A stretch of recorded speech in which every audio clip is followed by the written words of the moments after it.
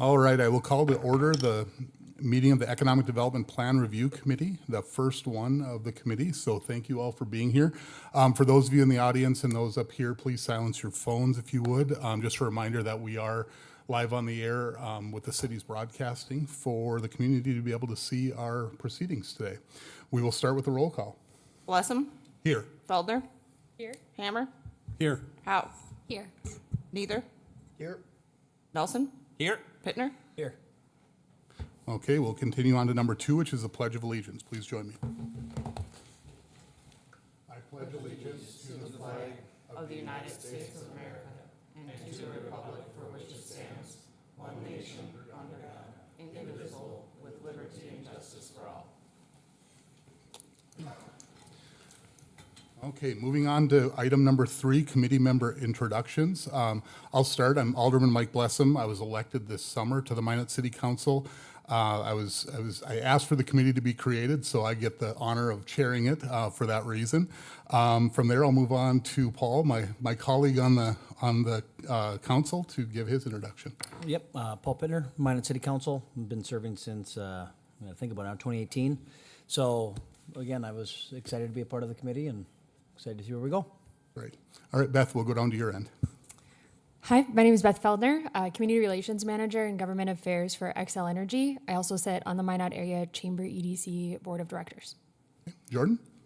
Hi, my name is Jordan Nelson. I'm the Chief Financial Officer, People State Bank of Elva, also the chair of the Minot Magic Fund Steering Committee.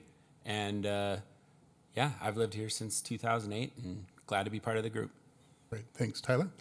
Tyler Nather, Vice President of Business Lending at Town and Country Credit Union, involved in many finance-related committees. Also very active in the chamber and in other various committees. Okay. Justin? Justin Hammer, I'm the president of Investors Management Marketing, as well as I'm on the Minot Park Board. Melinda? Melinda Howe. I own Ascend Wellness, and I'm part of the board of directors for the Downtown Business and Professional Association. All right. Well, thank you all for agreeing to be a part of the committee. I wanted to say thanks also to Michaela for joining us today and helping us out from the city side. That's always a nice thing. We likely will have Harold Stewart, our city manager, join us, and he'll be joining us up at the dais, I would believe, when he gets here. He was attending the fallen officer's funeral this morning that took place. So we'll welcome him once he gets back from that. We'll move on to item 4, which is opening remarks from the chair. So I wanted to give a little bit of an overview of the process that I'm intending. This is a committee that I asked to be put together. I just wanted to start again by saying thank you to the committee members. It's a commitment to do this. It is deer opening day today, and it's not lost on me. I've spent many days out in the field the first Friday of deer season. I realize that we're a little over an hour into the season at this point. The only thing I can say is that I think it's in the 60s, so it may not be as comfortable out there right now as it is other times. So in any case, thank you for your service. We'll have important work to do over the coming months to kind of give the council some feedback on what we're seeing. So again, just to give some background, during the campaign this past spring, there was talk about economic development. It was a part of the campaign that I ran to gain the seat that I did on the city council. And it's important for me to come in and to, I guess, get myself comfortable with the programs that we are using as incentives and things to drive economic effort in our city. And so as a part of that, during the budget process, at the end of our budget process, I brought a motion asking the mayor to stand this committee up with 7 members. So I asked him to put 2 council members. That's where Paul and I were able to join from. And then the mayor was to appoint the remaining 5 members from the community. And I'm proud to say that we've got a great team. I think the diverse backgrounds and the diverse perspectives are going to be a real asset to what we're doing over the coming months. So I thank the mayor for his good work in making that happen. One reminder for all of us is that all the work that we do is advisory in nature. We have no decision-making power whatsoever. What we will do is we'll compile a set of recommendations that will go back to the council, and the council itself will make those decisions. We face the voters. This group does not. So Paul and I get to bring that back, and we'll work through with the council any changes or adjustments that we're going to make from there. At the end of the day, what this committee is going to be about is to provide direction to city staff and to our partners on what the intent of the city is in terms of economic development. And that's very important. You know, in the discussions that I've had with Harold Stewart, our city manager, in lots of depth over the last few months on this, many times he is ready to run and bring the full force of city staff behind him, but he does need that direction. He needs to know what the success looks like. And so a little bit of our discussion today, we're going to get into some of that and what the perspectives are of the group and what that actually looks like in terms of what success can be. So from there, I'm going to start and just give you a little bit of my philosophies on this. I asked for the committee to be stood up, so I guess I have the chair role to start to lay a little bit of that out and why I'm asking for this discussion to be had. I'll tell you at my core, I'm looking for a low tax, low regulation environment. I think that is the key driver to everything that we do economically, okay? Once we start layering pieces on top of that, whatever incentives, programs, all of those things, we can't lose sight of the fact that what really drives that is that low tax and low regulation environment.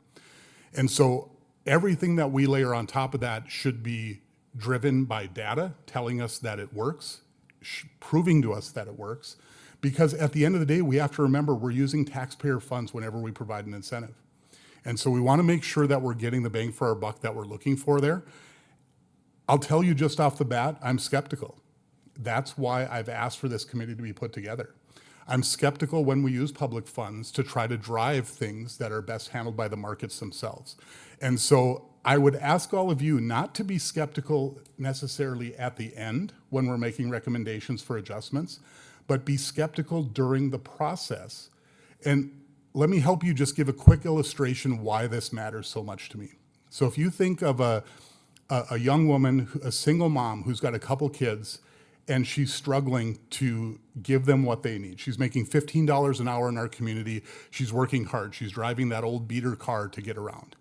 We're taking a portion of what she buys when she goes to buy her children food, some of the food, her school supplies, their clothing. We're taking a portion of the dollars she spends to give to businesses around town to try to drive economic development. I'm not saying that there's bad in all of that, but I want us to keep her in mind because we are using some of her funds to do that, okay? So as we go through these programs, I'd like you to keep that picture in mind, at least as a part of your thought process. Now, that doesn't mean that we've got to gut everything. It doesn't mean that everything's got to be changed. That's not my point whatsoever. You will hear from me throughout pulling in that direction because I believe we have to have that conversation. I fully expect us to make minor adjustments to what we're doing, not breaking everything. But I want us to have that perspective as we go through because it really is the people's money that we're working with. And just to give you some color to that, in our 2025 budget, the sales tax revenue that we expect that is to be dedicated to economic development is about $2.1 million. So we're not talking about nothing here. And that's on top of the funds that we've already got set aside in the different accounts, whether it's the Magic Fund or other pieces. So we've got a good amount of money that's flowing through these programs. Again, it's the people's money, and they should see results for those investments. So my question to you is, at the end of the day, can the government drive that economic success? I'm hopeful that there are pieces of it that make a lot of sense, and we can work with those. At the same time, I'd like you to be skeptical in our approach, in our questioning. And as we've got people telling us about programs and explaining why this is the right thing for us to be doing with the people's money, that we're delivering those results for our residents. So let's talk about the process now. We're going to start off today. We're going to have some overview presentations. I'm grateful that Maria is here from North Dakota Commerce, Brecka and team from MAC EDC, and we've got Brizelda from the Service Basin Planning Council. They're going to give us presentations today at a high level, just to give us some ideas on what tools are available, what we should be thinking about, big picture, so that as we go into the detail in the coming meetings, we've got some of that background to lay as a foundation. After we've gotten through those today, we're going to go through a committee discussion. Again, this isn't the last of these that we'll have, but what I'd really like us to look at is what our definition of economic development success is. Is that increasing the tax base? You know, that's one way that people like to talk about it. Is it job growth? One way that I kind of like it that Harold Stewart talks about is discretionary income growth. I think that's kind of a nice way to think about it. If people have more discretionary income, they're going to be able to do more around the community, and I think that's a good thing. Or for some, it might mean new stores, restaurants, amenities, things like that. So we're going to have that discussion a little bit later. It's not the last time we'll have it, but I want to get some of that, after we've heard from some of our partners, to get some of that information out there for kind of food for thought through the rest of our process. Then, in the coming weeks, as we continue to go through this process, we'll drill down program by program. We'll have presentations, we'll do discussions, and we'll work on recommendations if there are any that need to come out the back of that. Again, hopefully looking at data, helping us understand how successful these are being as time goes by. And then in the end, sometime next spring, we'll put together a report to council with our recommendations. With that, are there any questions about where we're headed? Anything up front for anybody? All good? Okay, with that, we will move on to item 5, and that's our economic development presentations. We'll start, Maria, do you want to start? Well, actually, Mr. Chairman, if it pleases the committee, while I feel comfortable giving the presentation for all of Commerce, Rich Garman, who is the Economic Development and Finance Director, is on his way. And so if it pleases the chair, we would like to move to Brazilda with Souris Basin to start the conversation, waiting for Rich. Sounds great. Thank you. Thanks. Don't know who can flip this. Okay, there we go.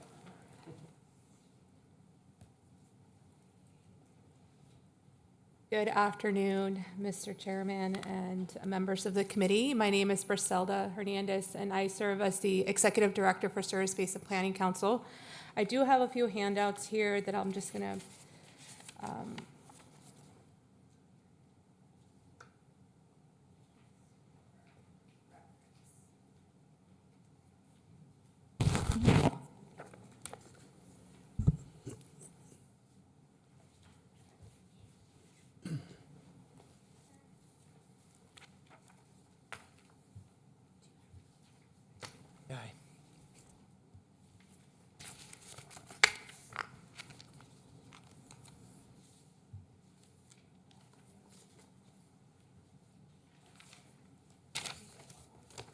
Oh, here, Brazil, we can just pass this one down and I'll grab a copy from somebody afterwards. I do have one for you. Oh, so perfect. I'll We'll have grab that it to you later. here. Just wanted to grab them before. Thank you. Okay, let me make sure this works here. Okay, perfect.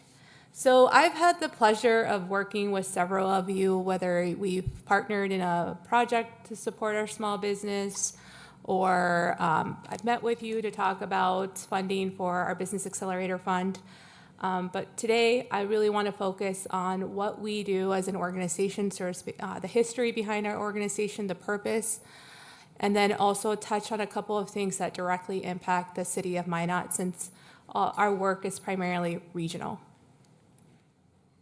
So just very briefly, we were created, at the heart of our organization is really just to support our communities, our leaders, entrepreneurs, and businesses throughout our 7-county region. And in front of you, you'll see that 7-county map. We were created under the North Dakota Century Code.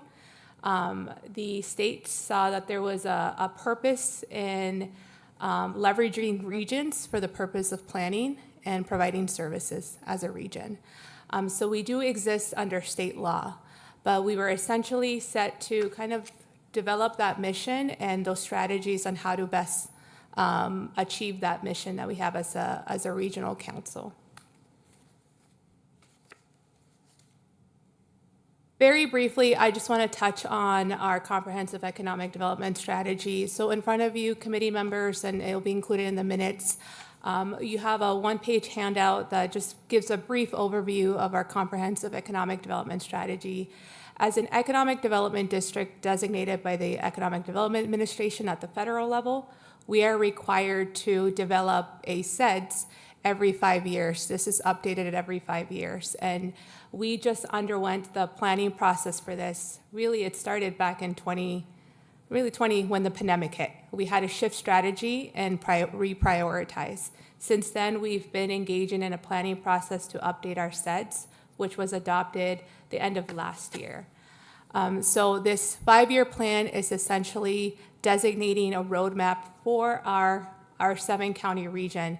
It was created by really gaining input from community leaders, our businesses, our cities, our communities throughout our 7-county region. And so I would urge and recommend that you all visit that website there that will link you directly to our SEDS. And if you have any questions, please feel free to reach out to our office. But all of the work that we do is really under our SEDS. Now, everything that you may see in our SEDS is not something that we will directly lead. We list a lot of our partners in that document. It's intended to be in partnership with some of our partners here present, but other economic development groups and community groups throughout our region. But all of our strategies, all of our action steps align with this SEDS. So this is something that's a driving force for our organization. I also included in your packet just an overview of the makeup of our organization. It was just really important for us to highlight that there is City of Minot representation. Councilwoman Lisa Olson serves on our executive board. She also serves on the Loan Review Committee for our programs that I will briefly discuss today. We have representation from every county, whether it's county commissioners and also elected officials at the city level. We have at least one city representative from each county, one county representative. The Chamber EDC also serves on our board. We also have the Job Service and other economic development groups on our board. The Loan Review Committee oversees our loan programs that I'll talk about today. And in there, you'll see representation from the lending institutions, but also from small business owners themselves. We also have, as I mentioned, Councilwoman Olson serving on that, and our Rugby Job Development Authority member is also on that committee. But again, if you have any questions about our organization, the history, what we do, I'm happy to visit with you one-on-one to dig a little bit deeper. One of our main services in supporting economic development throughout our region is really supporting our small businesses. Especially, this is very important in our rural communities, but in the City of Minot, we do offer a lot of support to the small businesses here in the community. We have 3 programs that we oversee, and I'll talk specifically today about the Business Accelerator Fund because that is 100% funded by Magic Fund dollars. But we've been doing this small business lending since almost the creation of our organization in the 70s. We received federal funding from the Economic Development Administration, and at the time, that funding was matched by the Magic Fund as well. So the Magic Fund has been supporting small business startups and expansions since the 70s. What we do is we offer gap financing to our small businesses under our Impact Fund and Resiliency Fund. What that essentially means is that if we have a small business owner or an individual who's looking at starting a business and is seeking a loan through a conventional lender, but maybe they don't have the equity to qualify for a loan, we come in and help fill that gap. That is the sole purpose of our gap financing programs. It's not intended to replace conventional lending. We do this in partnership with our banks. So that is the purpose of our Impact Fund and our Resiliency Fund. Our Impact Fund is our oldest loan program. That was when we received the initial investment in the 70s from EDA. And our Resiliency Fund, we received that at the height of the pandemic through CARES funding. And that was roughly another $1.28 million that we had received with no matching requirements. And that's fully revolving now. It is a revolving loan program. I do want to stress that these are low interest loans, and so we do receive that funding back. And I would like to say that they're very successful programs because we have a very, very small default rate with those programs. So it's primarily paid back, and we've revolved that since the 70s. In front of you, you'll see just a quick glimpse since 2019 pertaining to our loan programs. You have an attachment specifically tied to the Business Accelerator Fund, which I'll touch on a little bit, but overall, since 2019, we've closed 2.5, or 2019 to 2023, 2.5 million in loans. So again, these are closed loans, not necessarily loans that maybe or projects that we've committed to and haven't closed it yet. We've leveraged 51.6 million funds for these projects and provided technical assistance to 266 businesses. These are not the amount of loans, but just the businesses that we supported, whether it's providing them a loan or connecting them with resources, walking through a process of starting or expanding their business.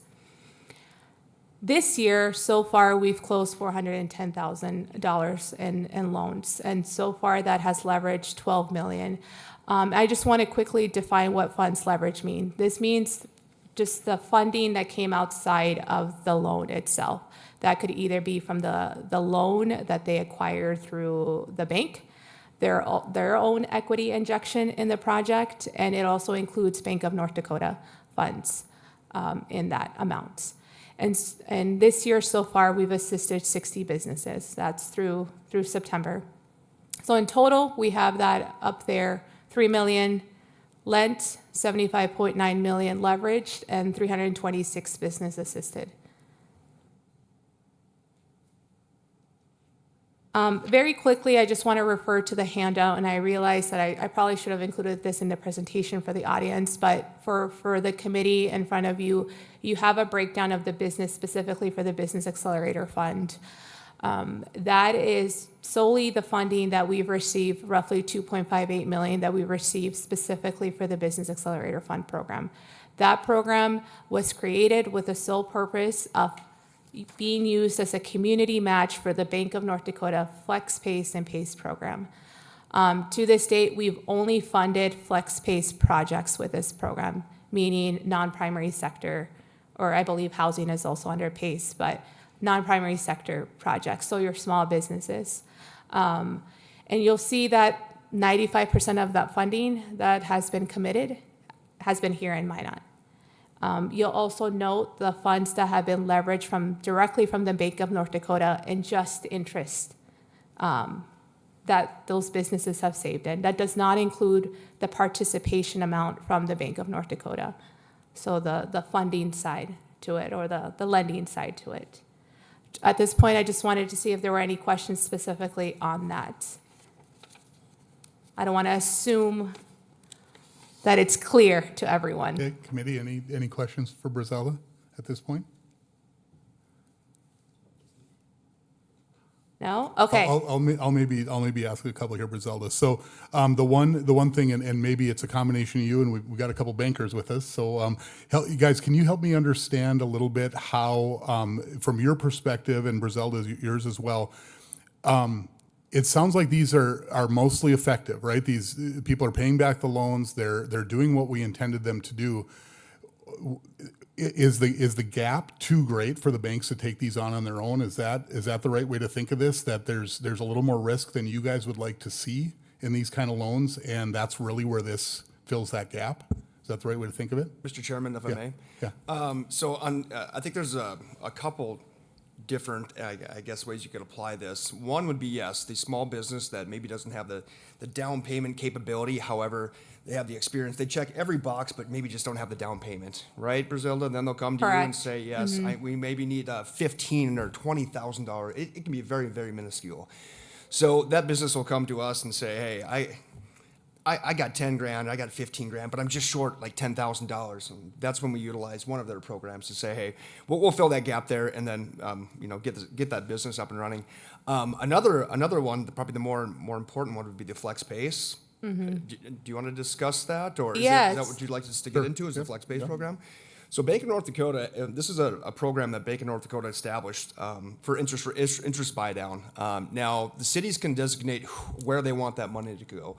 We've designated it to startup businesses, expanding businesses, and we've said that downtown is important to us. So that's where the review committee is I guess giving us some guidance on where that money can go to. I would say that it's very important. That's a very, very important program. The reason being is Bank of North Dakota is sitting on a pile of cash, right? And they're saying, hey, communities, we want you to have this cash.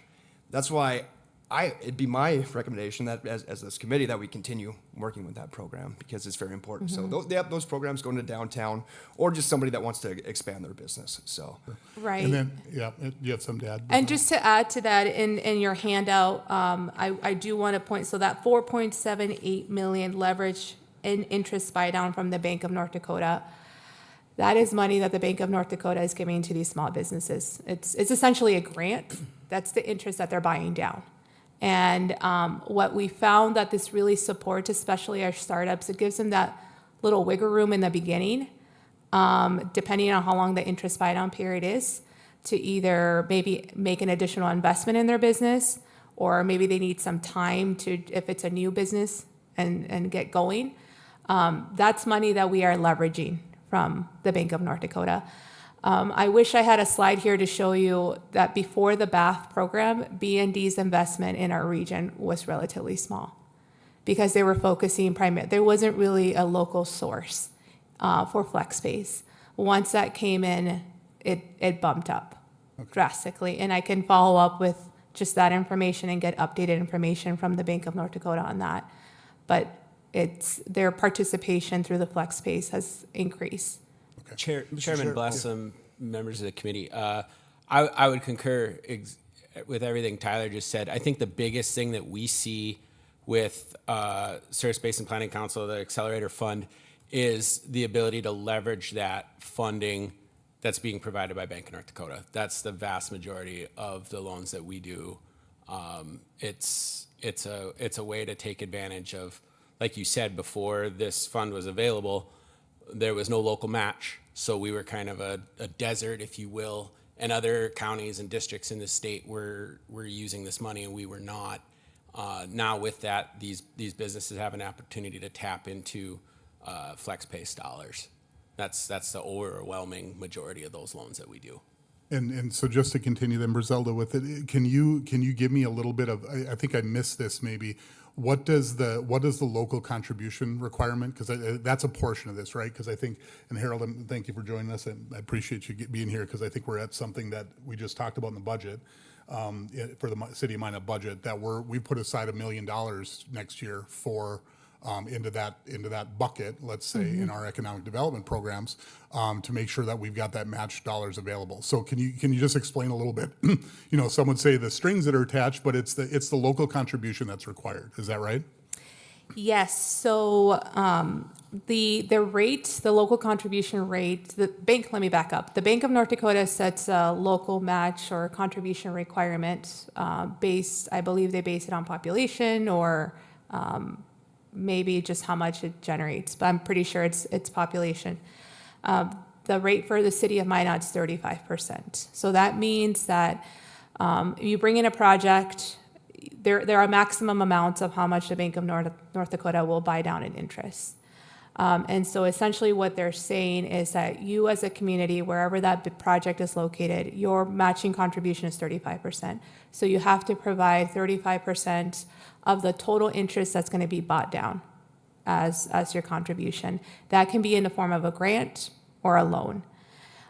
We had recommended when we formed the Business Accelerator Fund, our intent, the purpose of creating it as a revolving loan program is so that it does that. It revolves, and we're not relying on the Magic Fund to continue to fund that. There are other communities that grant the dollars. At that time in 2019, when we made our first requests, we thought that after discussion with our board and some other committee members, we thought that we would first start it off as a revolving loan, a low interest revolving loan program to tap into those Bank of North Dakota dollars. Okay, thanks. So with that in mind, then, is the dollars that we've set aside in next year's budget, is that in addition to what they've already got in that revolving program, or are there other pieces that supports as well? It would be an addition of the revolving fund. So it's there to be that 35% match, but the city has partnered with Source Planning Council as well to help fund that revolving fund that we've contributed in the past. So what the level that needs to be so it's truly revolving and there's money in there and people are paying it back and that's going back in to be reloaned back out before it's all exhausted is what we've been challenged with here over the last few years. But the money that the council budgeted for that was strictly for the interest matches as those applications come through. So is it fair to say that we have more requests than we've been able to fund, and that's why we're adding to that pool? Yes, I believe that they have a long list. There's more demand than there is availability of funding in there at this time. Mr. Chairman, if I may. When did the city of Minot start giving out these loans for FlexPay, those match dollars? 2018? So this was back in 2019 when we first got our first round of funding. So 2019, and these are set up as balloon payments, correct? Yes, so it will, most of the projects are balloon payments. Essentially, after their interest buy down period ends, they'll make a chunk, the lump sum payment of any interest that's accrued during that period, plus the principal. So for instance, we're we're getting close to 5 years in this program. A lot of those were their 5-year balloons or 10-year balloons? Combination We have of all? an average, it ranges, so our committee just makes that determination on a case-by-case basis depending on the amount of the loan and the type of project. So we've had some payments already this year. We had one and one coming up the end of this year, and it's increasing next year and so forth. So we are getting repayments. And just to clarify, because I don't want to assume that everyone is an expert in Bank of North Dakota programs, to clarify, we are waiting for funds to revolve, hence why we're continuing to come to the Magic Fund to request additional funding, because we're not allowed to collect principal and interest payments during the interest buy-down period. So if the interest buy-down period is 3 years, that money is sitting at the Bank of North Dakota for 3 years because they're making those interest payments using our funds. And then after that, they can make a balloon payment, or if we come up with an agreement, a different repayment agreement. So that is why we're still requesting dollars, because we're waiting for the repayment for these projects. Mr. Chairman, that was my point, is that this is fairly new. In 5 years, we will start receiving those dollars back, and they will be relent. However, the ask currently is to continue to stand up the fund. Okay. So with that then, I guess the way that I was understanding what you were saying was that, hey, things are looking good. You know, we're lending, we got people doing the right things, but that's not coming back yet. So Not do we? yet. What kind of risk are we looking at this point? Do we know? Have we lost any of the loan recipients? Have any of them? Are we not expecting any of them to not pay at this point? Mr. Chairman, members of the committee, no, we got one this year. We're getting another one the end of this year. Everything's on track. Our committee has established protocols for our staff to ensure that we're on track for each project. So we are setting check-ins with our projects to make sure that they're planning. Oftentimes, we're having these discussions during the application process where even the bank would recommend setting a separate fund and putting funding aside. Sometimes, depending on the project, we may request a balance, just a balance update on those accounts. It's ultimately case by case and depending on the risk and the type of project. So we do have measures in place to ensure that our staff is keeping track of that project. Mr. Chairman, and to what Brizelda just said, typically with everyone that we've done at People's State Bank, we set up a savings account to basically escrow that amount of the balloon payment back. So at month 60 or 72 or 36, whatever it ends up being, there's enough money in that account to cover back on that balloon payment. But one of the questions, and Brizelda's had me ask this every year with the Magic Fund, is to what you just said. We don't know where these are going to be yet, because if you've got 7-year balloons, that doesn't start till 26, 27, wherever it's at.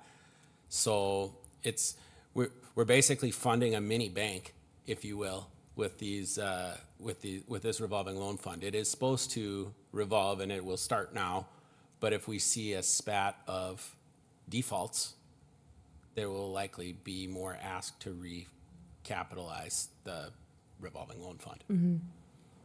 And just for you guys again, will the banks, as you're reaching these balloon points, I mean, you know, I've got business interests that have balloon points in certain loans. Will you guys be working with them to refinance in the ones that make sense? You know, where, you know, maybe, yeah, it's been escrowed, that's great, but hey, a better way of doing this is let's get this into a longer term for you or something like that. Mr. Chairman, if I may, I can speak to all the ones that Town and Country Credit Union has facilitated. That is the case. We don't necessarily set up an escrow.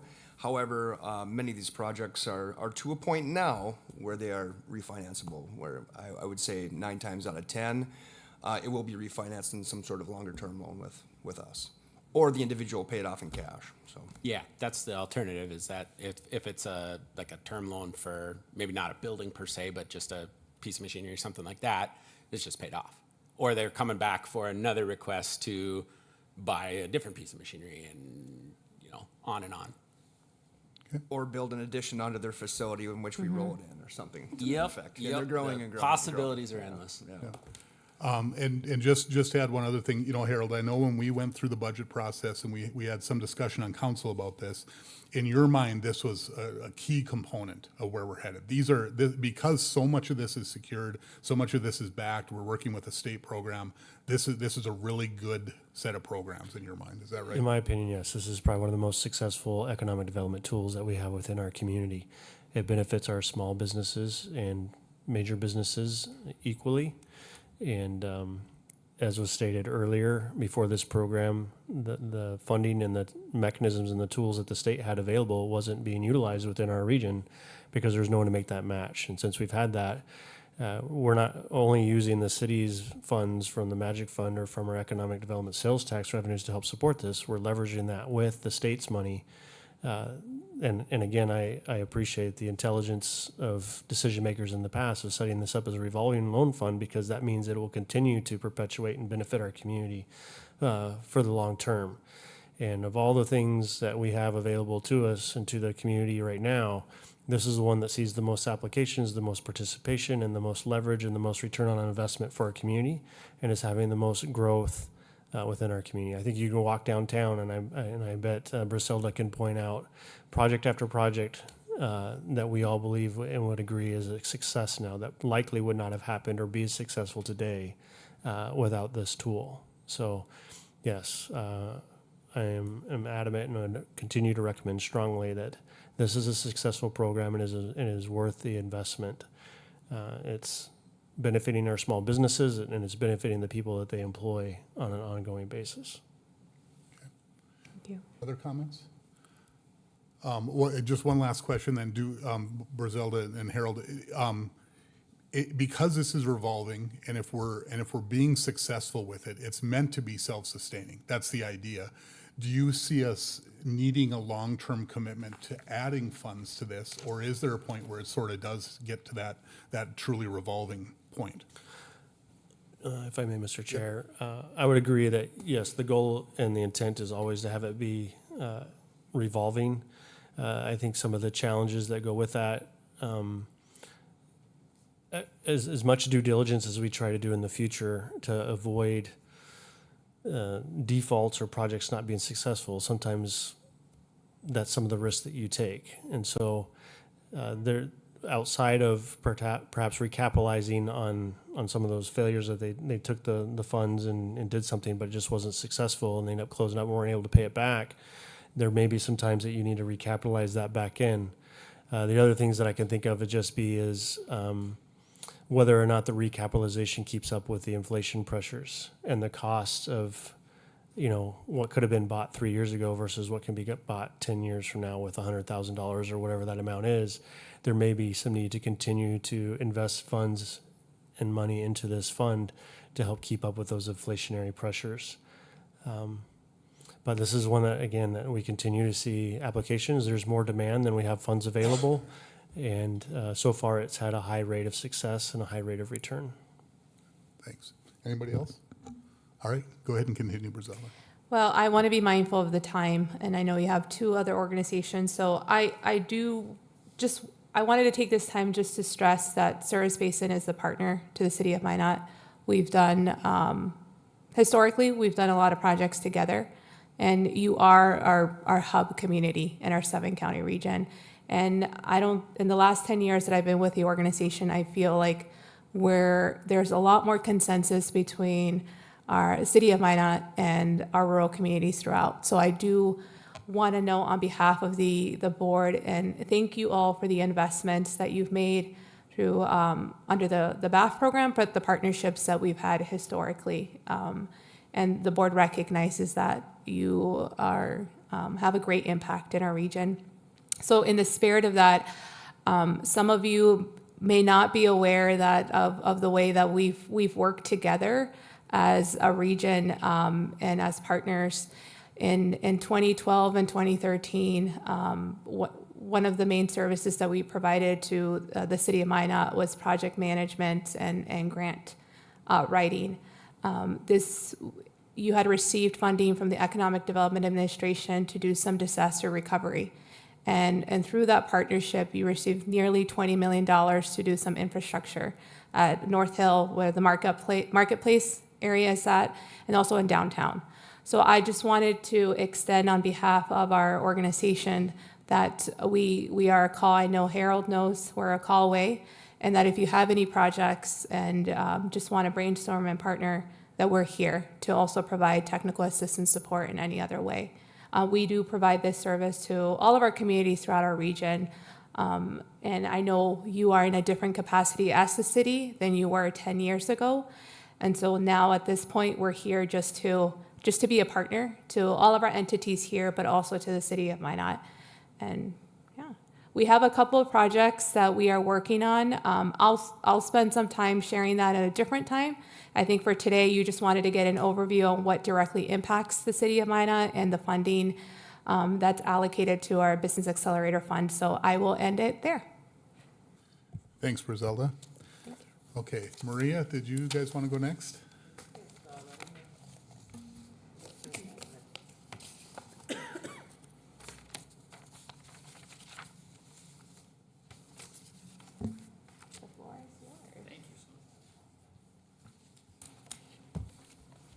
Good afternoon. I apologize for being a few minutes tardy. Apple Maps took me to the police station. I don't know if that was a Freudian thing or not, but I ended up there for a minute, but now I'm back. So thank you for the opportunity to talk to you about some of the things going on in economic development right now. My name is Rich Garman. I'm the Director of Economic Development and Finance for the state of North Dakota, Department of Commerce. I'd like to start out talking a little bit about what commerce is, just a few seconds here. There are 4 main divisions within commerce, with a 5th administrative division that keeps track of the accounting and the books. But there's tourism and marketing, workforce development, community services, and economic development and finance. And today you're going to hear directly about 2 of those divisions. The division that I lead is economic development and finance, and then Maria will talk to you about community services as well. Workforce development is fairly self-explanatory and probably has the biggest lift at this point in North Dakota. That's Katie Ralston Howe. She's the director of workforce development, but I won't go into what she does because she's the expert there. Tourism and marketing, fairly self-explanatory, but that's sort of the tip of the spear to project interest in North Dakota for both businesses and for visitors. So with that, just a little bit about what we do, where we do it, why we do it. Just a few numbers that we share with a lot of our prospective clients out there. As you all probably know, being where we're physically located in the state right now, we're the number 3 producer of crude oil in the United States, number 1 producer of lignite coal, number 6 in wind-generated electricity, and number 4 actually in biodiesel production. I want to talk to you a little bit about what we have available on the plate for projects that are out there and why some of those incentives might be out there. First and foremost, I want to talk to you a little bit about what primary sector is. Primary sector is a bar that a project has to get over in order to qualify for some of the funding that's available. Not all of it, but some of the funding that's available. Primary sector wants to bring new wealth into the state. That's the basic bottom line of primary sector. We want new wealth coming into the state. We realize it's important to to churn the dollar that's here as well, but we want to bring in a new stream of wealth from outside of the state as well that'll be invested in North Dakota. That's the primary reason of primary sector. You heard a little bit about Bank of North Dakota. It's an extremely unique institution since it's the only one in the United States. You heard a lot about what they do from the young lady prior to me. I won't go into a lot of what they do, but they are the backbone of what a lot of the financial programs are, and being very unique that they are the only state-owned and operated bank. That gives us a lot of advantages and a lot of competitiveness when we are competing for projects. Another main area that we manage within my division is the North Dakota Development Fund. It's got a few different arms in it, and it manages a lot of legislatively mandated programs. We manage some of those for them. One of them is the North Dakota Development Fund itself, which is a venture capital fund that makes investments in projects either through a loan or through taking a small stake in that company for a short amount of time and then having that stake bought out after 2 years, 5 years, 6 years, whatever the appropriate amount of time is. We say venture for a very good reason, and the fact that some of the programs or some of the projects that come to the North Dakota Development Fund aren't necessarily quite ready for prime time at a banker's level. There's a little bit of risk left involved. So a lot of times what will happen is the North Dakota Development Fund will partner with local banks to take the risk off the top of it so that those projects can move forward. They partner with local banks to fund the bulk of the amount that is needed to be financed. And then the development fund will take the top of some of those. Advance ND is another program that was initiated after last session. Advance ND is a program that if we're in heavy competition with another state to land a project, it's a fund that can be used to finish a deal. It comes in the form of a loan as well, and it's based on the actual capital value of the project. The bigger the value of the project, the higher the loan can be. The loan maxes out at $10 million, but there's a percentage of the project value that allows you to borrow up to $10 million. Automate ND is another program that we stood up last year, and we're going to go back to the legislature and suggest that it was a good program, and we want to continue to work with that program. Automate ND encourages existing manufacturers to evaluate their processes and just what it says, to automate them where possible and where it makes the most sense. I believe that the slogan that ended up coming out of that was dirty, boring, and dangerous. Any of those kinds of jobs that may be out on a line somewhere that can be automated, we're encouraging companies to look at those and make those changes to their company to make them safer places, make them more efficient places, and possibly to streamline their workforce. So it does have a workforce application as well. That possibly that company can become more productive with the same amount of employees, or possibly they may not have to fill all the positions because they automate and they may be able to perform the same work with fewer employees. It sounds weird saying that in today's world, but that's where we are in North Dakota. Is our workforce is one of our most strained resources right now. So anything we can do to alleviate that, we try to do. Innovate and Lift are very specifically aimed, they're very small programs that are aimed at very early startups that need help getting moving. They're not required to be primary sector certified. Other programs that are out there that we don't manage, but we do utilize and share the information with our potential clients. North Dakota Department of Transportation has different programs. One that I personally used prior to my being employed by the state was the North Dakota Department of Transportation Rail Program. If you have a rail project, you can borrow money from the North Dakota Department of Transportation to build out a rail loop, ladder rails, whatever you need to build out to facilitate a soybean processing facility, whatever the project may be. That was a very good program. Water Commission has some other similar monies that they are able to distribute to municipalities to help build out critical water infrastructure. Department of Agriculture has a couple of different ones, Bioinnovation Grant, APUC, Two other ones that have been set up by the North Dakota State Legislature are Clean Sustainable Energy Authority. It's pretty self-explanatory in the naming. Any projects that can be tied back to clean and sustainable energy and advancing those initiatives in the state have the potential to be funded by the Clean Sustainable Energy Authority. There's both loans and granting opportunities within that program. Again, that's not managed by us, but we monitor it and utilize it for clients. Renewable Energy Council, again, very self-explanatory. Renewable energy projects, think biofuels projects, are very prominent in that funding. And again, we don't manage it. That's managed by the by a state legislative commission, I guess I should say. But other opportunities that we have out there to attract clients. Some of the things I want to talk about that we do now, that's what we have, that's our toolbox. Now, what do we do? We're always looking at adding value.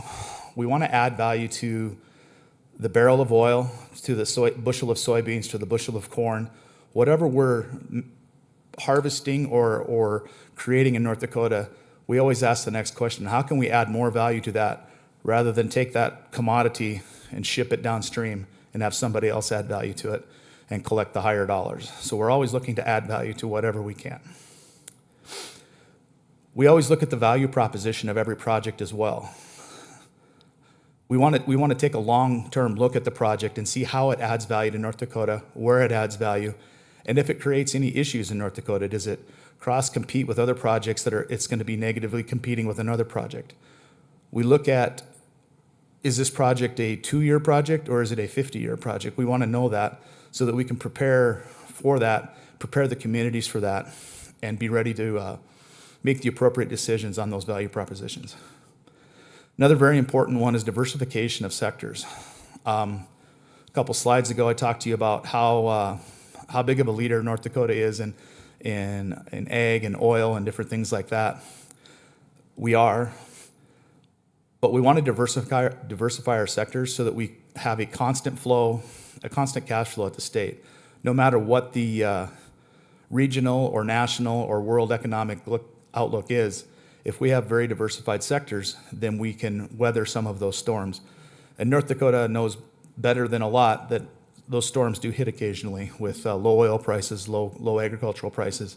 But if we can constantly add value and look to diversify our sectors, we want to be able to weather those storms in the future should they occur again. The other huge advantage that we have, but challenge that we have, is workforce. There's many studies out there that'll tell you that North Dakota has the hardest working, most dedicated workforce in the United States, if not the world. There's just not quite enough of us right now. And so we're constantly looking at how to increase workforce and how to make our existing workforce more efficient. So we'll look at projects and see, we really want to understand what their impact is going to be on workforce. Do they have a plan to bring workforce with them? Do they have a plan to train the workforce that they have? Are they as automated as possible so that we're not doing mundane work within a project? Think call centers, used to be a great idea. I don't know if I think that's passed by now, but that's not work that we want to necessarily attract. We want to attract high dollar, high quality work to the state.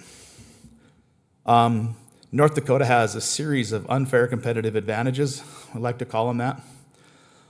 Starting out with geology in North Dakota is unique to almost anywhere else in the world, and the fact that we have the oil and the gas that we have here, plus we have opportunities to take advantage of other programs such as carbon sequestration in the state. Not due to anything we did, it's purely coincidental that North Dakota happened to be plotted on top of that geological area, but we do have that opportunity to have that below our feet right now. The other unfair competitive advantage that we have is policy. Our legislators have had the foresight, and some of our leadership and other state agencies have had the foresight to plan for now, to plan for the future. Think of a lot of the things we do in oil and gas now. There's a lot of things that we do right, and we've avoided a lot of issues because of legislative action and policy action that's happened prior to my being in state government that now helps us attract businesses. The other policy that we have that only 2 other states have is primacy. We have primacy over several different permitting programs. The one in the crosshairs right now, or the one on deck right now, is Class 6 well primacy, which means we can certify a Class 6 well, which is a carbon sequestration well, in the state now in less than a year. North Dakota, Wyoming, and Louisiana are the only states that have that advantage. The other 47 states have to rely on the EPA to permit that well.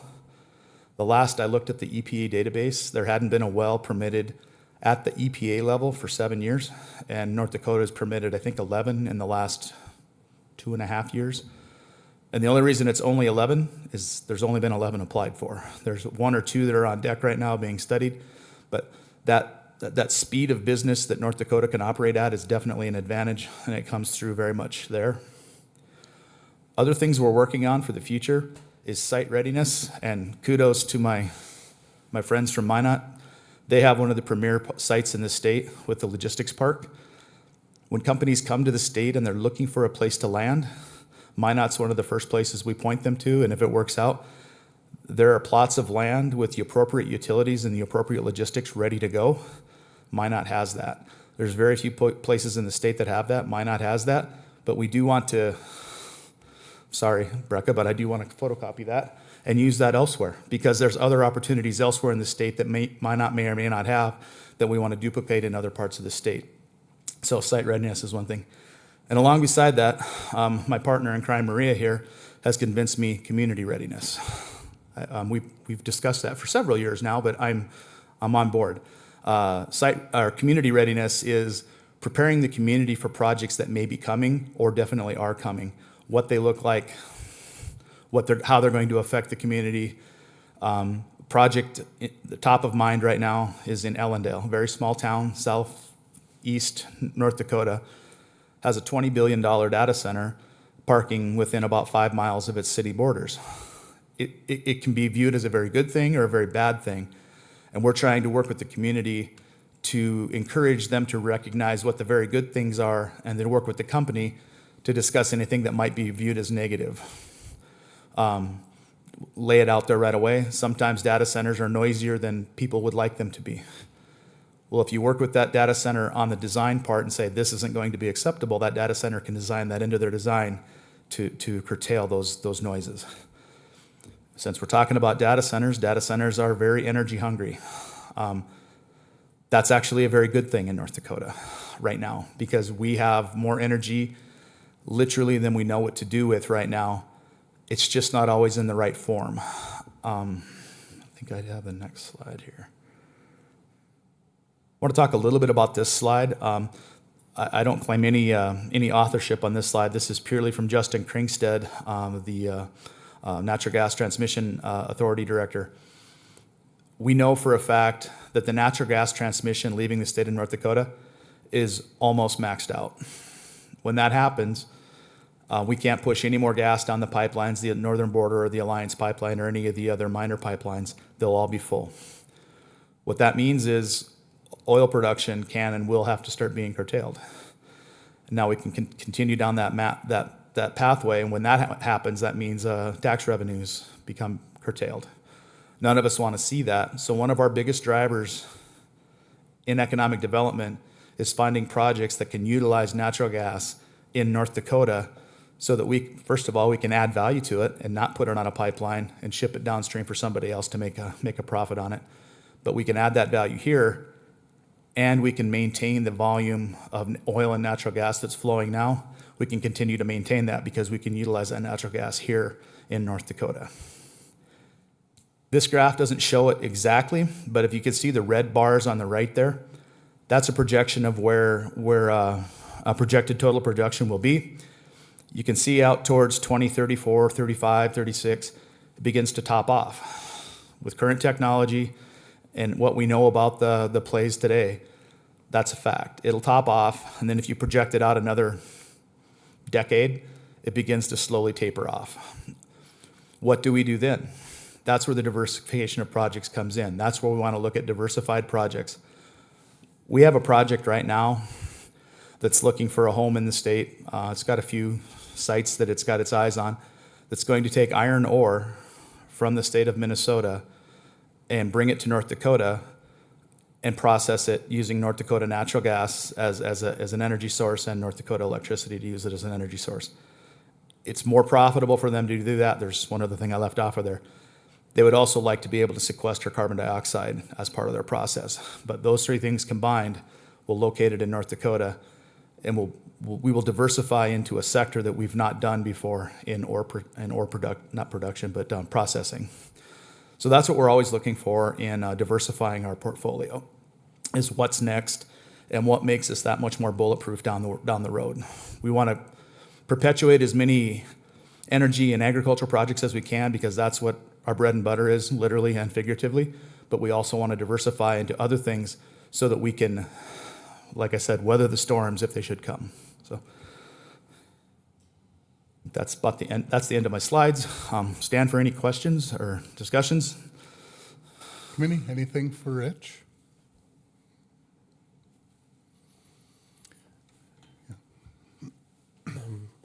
So speaking about the port, what do you see are the challenges for our community to take that to the next level as far as, I think we have 160 acres nearby for industrial development and growth and those kinds of things.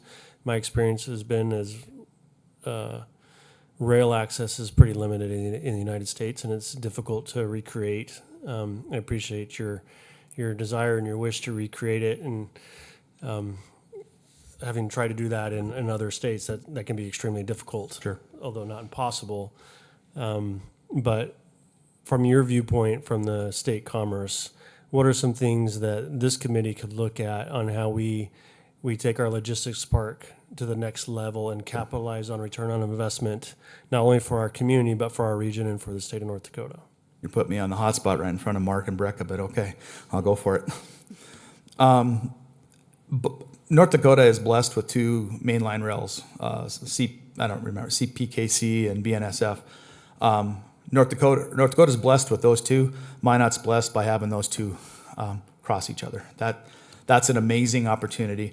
That opens up almost the entire continent to Minot, east, west, north into Canada. It's an amazing opportunity here. I personally worked on a project down in Spiritwood where the CP and the BN also crossed, but the facility I worked on was about 7 miles away from that crossing, and it did me no good. I had no access to the CP. I only had access to BN. So it's difficult to get that access, and once you have it, that's your golden ticket, I believe. What could be done out there? Just talking to Mark this week, I know you guys have fairly robust amounts of water out there. That's critical. The next thing, and Mark's going to say, "I told you so" right now, is natural gas. That would be the next thing that would make that almost a bulletproof site, is if you had natural gas. Because if you have natural gas, then you can create energy, whether it's, Mark's already telling me they have access to quite a lot of megawatts, electrons, but if you had natural gas, that would open it wide open, I think. So, and we're working on it. From a state level, we're working on it. So we're not there yet, but I hope that answered your question. Take advantage of your rail access to every point you can, and then let's work to see what we can do for bringing natural gas to there or as close to there as we can get. So Rich, if you just continuing on the Minnesota project that you talked about with Yes, the sir. iron ore coming over, what would that look like for Minot? Can you just explain? What would the facility be? Does it employ a bunch of people? Sure. What does it do for the city? What does it do for the city? Well, I'll preface this by, they haven't picked a site yet. So the further away, the less impact it's going to have, obviously. Right now, they're looking at sites along Highway 83. So it could be near Minot, probably not in Minot. You don't want it in Minot. You probably want it near Minot. What could it bring? It will bring, its product will be the lowest carbon footprint iron ore, I think they call them pig iron. Thank you. I couldn't remember that. Pig iron, which is basically iron ore ingots anywhere in the world for many reasons. I won't go into those, but so it's going to have a very valuable product, a very sought after product. What that means downstream is that that's not the last step. Remember I said value add. Pig iron's not the last step in that chain. Then the next step is steel production. Then the next step is producing whatever steel, whatever configuration of steel we can put together. So there would be that constant value add to that facility. What does it add to Minot? If it's located within a 50-mile circle of Minot, I believe there's 300 to 400 jobs available there that are on par or comparable to a lot of the industrial jobs we have in and around the power plants throughout the central part of the state, or possibly even a little bit higher. The furnace that they would use, it's not technically called a furnace, but I don't remember what it's called, but their furnace is a state-of-the-art, highest tech furnace in the world. So it would bring that technology here. High-end jobs and an extreme opportunity for downstream value-add production on the next product and the next product and the next product. So that's what I would see. So. Other questions down here? Beth? Hi. One of the programs that you talked about, Advance ND, you said that was initiated after this last session, the 23 session? Yes. Can you talk a little bit more about that? My experience is I work for a company that exists in many different states, so I'm just curious if you can talk through some of the programs you've done. We've had a few programs or a few projects since I've been with Commerce for a little over 3 years. And quite often, almost every time, to be fair, you're not the only location or the only state that's being evaluated by a large company to come build a facility, an iron ore facility or anything else. You're in competition with many other regions, many other states.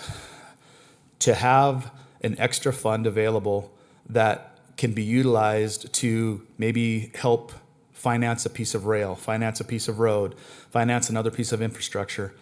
It can be as simple as securing a building. We haven't used it for that yet, but anything that would take North Dakota's bid to have that project in the state over, name the state, Minnesota, Wisconsin, Illinois, it doesn't matter where it is. That's what that number would be. It's very specific on what it can and can't be used for, but it does give us one last opportunity to try to land a project. And again, if you go back to value proposition, we want to really review what that means. If we're going to take $1 million, say they qualify for $1 million, and we invest that $1 million from Advance ND, by the way, it's a loan, it's not a gift. But if we take that $1 million, what's the payback on that $1 million? Is it worth that $1 million to land that project? Will it generate that much more tax revenue in the state if we utilize that fund? So it's one that's managed through the North Dakota Development Fund.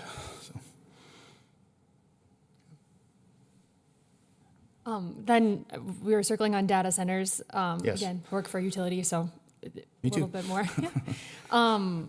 As we're talking about data centers and natural gas and all of those pieces, I'm sure many of us are aware of the natural gas conversation and the pipeline conversation and the routes and all of those things. Can you touch a little bit on Commerce's role in that discussion right now, if there is much of a role, or? Specifically on data centers? No, just turning back around to the natural gas, maybe the Sure. east to west pipeline or Sure. west to east pipeline. Sure. We don't have any voting power on where the pipeline goes, if that's the question. But we can suggest to the folks, because it'll be a privately built line, but we can suggest to that privately built line what customers may or may not be available along that line if it were to be developed. That's what we're doing right now. And we've got a handful of customers that can be pointed towards wherever a line would be. And to be fair, especially like the iron ore facility, I'll keep using that as an example. They need water, they need power, they need natural gas. If I can, in pretty large quantities, all of those. If I can find that, wherever I can find that would be a good spot. Then the next question is workforce. I don't want to locate it in a place that has no opportunity to have workforce. So we put all that together, and that's information we'll feed to the pipeline authority and then to the pipeline builders in the state and say, hope this information helps you pick a site. So that's how we feed them information. So Right. And if I can continue, yes. When you're looking at those sites and those places, those communities, what would be the number one resource you go to as you're trying to find that information, as you're trying to select sites to send to those businesses? The two sitting right behind me. We will send out invitations for IRPs? Ps, I can remember the last letter. IRPs, invitations for proposal. And we send out those quite frequently. And not just on these big projects, on all projects. We'll send them out to 85 different economic development agencies across the state. We know pretty well what most of them have. So quite often, if you're looking for a rail facility, I'm probably calling Mark. I'm going to talk to him about it first, and then next I'll call Corey Shevlin in Jamestown because they have a rail facility too, and we'll talk and see which one makes the most sense. But we do send out that request for proposal to all the different economic development agencies so that they all have an equal look at it. Most of the folks that get them, it doesn't pertain to their area. It just doesn't fit. They don't have gas, they don't have enough water, they don't have rail logistics, whatever it is, and they'll either ignore or politely decline to submit. But that's how we get our information. So Sure, thank you. I was just hoping, appreciate your answer to clarify a little bit of how Yes. that pipeline works and how the Absolutely. communication is. So, thank you. yes. Questions from the committee? Rich, just one last one quick. Yes, sir. You hit on it in a couple different places, looking at carbon sequestration. And, Yes, sir. And sort of the strategy that the state's taking with that. One of the things that I get concerned about with it, just like we would with any of our natural resources like gas or oil or anything else, is this one in particular has, at least in my opinion, a significant political aspect. Okay. Yes.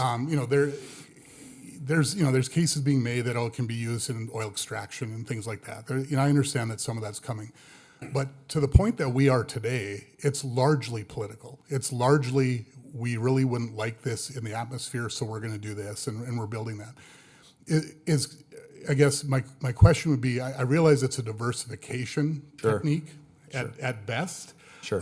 We certainly don't want to put a lot of eggs in that basket, though, Sure. correct? I mean, I just want to make sure that I'm understanding that, because you actually hit it a couple times. I did. This iron one even. I mean, that says to me that company sees value Absolutely. with however that market's going to work for them, that they're looking for that. And so can you just comment on that a little bit? For sure. Let me preface that first by telling you that I spent the first 30 years of my career in coal-fired power plants. So I'm torn. I'm just going to leave that there. I have to put that behind me and now talk about what's on the table. But I spent 30 years trying to figure out how to make power plants run, better, more efficiently. We worried about we worried about sulfur dioxide, we worried about NOx and SOx and mercury and everything else. And now the new pollutant is CO2. I left before that became the pollutant of choice. With that being said, I don't understand why anybody would spend $6 or $8 for a gallon of milk that says organic on it. I won't. I will buy the non-organic version for $4 or whatever a gallon of milk costs these days. But there is a market for that $6, $8 gallon of organic milk. There is a market for projects and products that can prove that they have a lower carbon footprint. That's been a consumer-based proof that's out there. I don't have to talk about my politics. I don't have to talk about my personal beliefs, but there's a policy out there that says they would prefer their electrons to be this color when making this, and they're willing to pay a premium for it. So that's what I have to tell myself every morning before I go to work, is that somebody's willing to buy this. So going to North Dakota, right now there are federal programs that are leveraged by North Dakota companies. There's 2 of them right now leveraging those programs, Blue Flint and Red Trail, pushing CO2 underground and generating a hell of a value stream right now. How long will that last? I don't know. The last week makes it even more uncertain how long that will last. And again, I'm torn between my upbringing in the power companies and the accessing federal funds. And believe me, I totally understand where those federal funds come. Every month I see the line item that is federal taxes comes out of my paycheck. I get that. But it is an opportunity that we have in North Dakota, that there are a fair number of companies that value that and they want to come access that. Again, we don't have to even talk about the science or talk about anything else about it. Somebody wants it. We've got the capability to offer it, and that's the product that's there right now. If it were hurting North Dakota, physically hurting North Dakota, if we had an open landfill and we were dumping New York City's trash in the middle of the state, no, that's a poor choice. I don't believe that's what's happening with CO2. And long term, I believe we're going to learn in North Dakota how to take that CO2 and make it work for us in many ways. And one of the ways you mentioned is enhancing that oil recovery and maybe pushing that declination line out further and further so that our oil production and our gas production stays high. We're learning that. We have some of the premier agencies in the world, EERC and a few others, that are studying that and understanding that to know how to get the most out of every oil well out there. And I believe we're going to continue to get better and better at that. So I don't have a super strong feeling about it, but I do understand that it's sort of a necessary item right now because companies are demanding it and they're paying a premium for it. And if we can find a way to utilize that to benefit North Dakota in the near future and then long-term future, even better. So long answer, I know, but That's fine, I appreciate it. it's a touchy subject. a nuanced subject. Okay, anything else, committee? For Rich? Harold, yep. So this may be one of the few times that we have an opportunity to talk government to government. Sure. So local government to state government. Yes, sir. How does and maybe you're not the right one to ask this question, maybe it should be the legislature or the governor to ask this question, but how does the state justify taking taxpayer dollars to invest in economic development? What is the benefit back to the citizens of North Dakota? And what's the reality of a future that it's truly a free market society and there is no need for local or state government to use taxpayer dollars to provide these incentives and to do this kind of work? Truly, to answer that question, I have the right slide up. It's adding value to our products in the state of North Dakota and encouraging companies to come to the state to do that. I go to several conferences where all I want to do is talk about North Dakota and about the great things about North Dakota. The first thing I have to do generally is find a map and show them where North Dakota is. And then I have to talk to them about what North Dakota is and where North Dakota is. There are a few companies that know. If they know, they know. But I have to sell North Dakota to these big companies that want to come to the state after we talk to them. We're not even on their radar sometimes. And we've got to maintain that to bring in the right companies that have the right value proposition for North Dakota to do the right value add. We don't want just anybody. We want to be very particular. We want very particular industries that'll benefit North Dakota. We want companies with great reputations to come to the state that are going to benefit North Dakota. That takes time, energy, effort, and some money to do that. That's what we're doing. We're spending a few dollars now, for sure, whatever our budget is, in hopes of long-term returns for the state of North Dakota and for the taxpayer, by building up our industry, by solidifying all of our industries, by diversifying, and by making intelligent projections on what our industries are producing right now, how long they will produce that, and how we supplement those industries so that we can continue on with the standard of living that we've become accustomed to. So, that's a tough one. Anybody else? Okay. Yeah, just more of a comment, Mr. Chairman. I guess when every other state stops providing these same sort of benefits, right? I mean, if all the 3 states around us stop providing these programs, maybe there'd be an opportunity for us to stop providing. But until that happens, until every other 49 states stops providing economic development, I guess it's tough for us to stop, in my opinion. I think it would be, you would get what found you. And we don't want that for North Dakota. We want the very best to come to North Dakota, not just what finds us. We want to identify the best companies, the best industries to come to North Dakota that fit the best into our culture, that fit the best into our infrastructure, and that make us the best long-term investments. So that's why we have economic development. So. Okay. Anyone else? All right, thanks, Rich. We appreciate it. Thank you, sir. Yeah. Maria, are you up? Yes, thank you, Rich. And I'll be very brief. As I mentioned to the chairman, I probably have more slides than you want.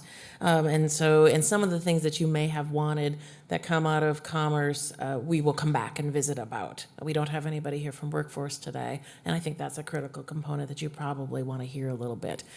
Mr. Chairman, members of the committee, my name is Maria Efforts, and I work with the Office of Community Development and Rural Prosperity, which is in the Division of Community Services, which is where I am the director. And today I'm going to talk a little bit about what the programs we have. I'm going to leave the ends of our slides and talk about that another day, maybe, to save time, and that's about what's coming up next when it comes to community development and rural prosperity. Rich nailed it on the head when he said, we've got opportunity. What we need to work on is our communities. How do we create that space and place that people from all over the world want to live and work? How do we bring those jobs to the States? And then how do we sustain it so that my kids want to stay here? When I graduated a while ago, everybody in my college graduating class left. Literally, like, I knew nobody that was staying in North Dakota. They went to Minneapolis and Arizona. I stayed, and they said, why are you staying? And I said, because I want to. I believe in North Dakota. And so that's what we want to create with Office of Community Development and Rural Prosperity. It is taking off the pillars of the Main Street Initiative, which Governor Burgum championed when he came through, and you see these are things that make sense for what you're doing. And so we work on smart, efficient infrastructure for communities, vibrant places, 21st century workforce. And again, as Rich talked about, that economic diversification. How do we help a community understand what they have so that they can get to the next steps? Just quickly, some of the things that we've done in the past couple of years with legislative help, the group, and what I want to highlight and hit on a point. Rich talked about primary sector. My small but mighty team gets all the non-primary sectors. So we get conversations about daycares, housing, Main Street boutiques, grocery stores, all of those things that you need to make a community that people want to live in. I don't think many of us would move to a community if they didn't have a grocery store in it. And yet we're seeing a lot of grocery stores leave our communities across the state. So what we are working on into the future is how do we support community growth, sustainability, and diversification through using our partners. I want to go back and emphasize the programs that have been talked about today. We don't have a dime to help those non-primary sectors. So what we do is we say, how can we connect the dots to bring you to those critical people, the regional councils, the local development corporations, not only in Minot, but across the state, every community, to help you grow. Just worked with a welding company the other day who wants to move from Minnesota into the Cass County area. That you would think would be easy. Well, he needed a lot of tools to help him move, and he's ready to go. He's successful. So we help put those pieces together in that way. And so what we're headed off into, and I'm going to skip these slides, I'm going to leave this here for the sake of time, is heading into that community of the future. What do we do to bring all the pieces together in communities across the state to create that what is needed and how do we get it to go? There is one, it's a collaborative slide I want to get to, and this is the one I think you would appreciate, Mr. Chairman, members of the committee. What is it a community can do? How can a state, how can a local entity, how can economic development help? And these are the top things that we believe that community, no matter what size they are, needs to do, and these are the outcomes we hope to attract. By investing and collaborating, this is what we believe makes a success. Now, not every community in the state is going to make it. We know that. Not every community wants to. I've had several people say, well, those people don't need to come to our community. Well, the person I'm talked to is usually 60-some years old, and he's not making any new people himself. And so those communities that want to grow and survive and thrive, these are the things that we want to help them reach. And, the first, of course, your comment, Mr. Chairman, of that $15 an hour single mom, I don't want that anymore in our state. Well, how do we get a community and economic development together to be able to make sure that those $15 an hour are saved for my 15-year-old? So I'd be happy to answer any questions. Again, you mentioned Renaissance Zone, that was within our division. I'd be happy to come back and talk about any of those things or any of the extra things that we're working on, but I want to save time for local presentations and then also any questions you might have. Committee, questions for Maria? I want to go back to one thing. I know I promised you some ROI. One of the grants we received during the legislative session last year, which I'm asking for again, this is taxpayer dollars, but the return on investment. We had some slum and blight removal grants, and boy, there's a lot of places in main streets that are tough to fix across the state. So we invested small amounts of dollars. Cheyenne, North Dakota, beautiful community. I love Cheyenne, North Dakota. They applied and they received funding to clean up 2 lots. I had somebody give them a call and I said, what was our return on investment, real return on investment? And because they've actually they have moved one house into that one lot from the country. It was donated to the city. How cool is that? And then somebody else is building a stick-built home. One lot was valued, property tax return from one lot was $200 on the beat-up lot home, and the other one is $40 because it was empty. They will have on the stick-built home $6,000 in property tax, and on the house that was moved in, $4,000 in property tax collected every year. That investment will pay back in 3 years. That's the return on an investment I'm looking for when we talk community development. How do we help a community achieve and succeed with bits of success that work? Like Rich said, what works for that community, that space, that place? So we're pretty excited about some of the future. Okay. Beth? I wanted to commend the Launching in Leadership program, which you don't have a lot of time to talk about today, but I wish it existed when I was in high school. Thank you. As an overachiever high school student. And then the only other thing I wanted to say is happy birthday. I think it's your birthday. It is my birthday. Yes. Someone watching gave me a little text to make sure I said happy birthday. Oh. Happy birthday. Thanks for spending your birthday with us. We appreciate that. No better place. Well, there are, but I appreciate you hosting this and inviting us to present. Thank you, sir.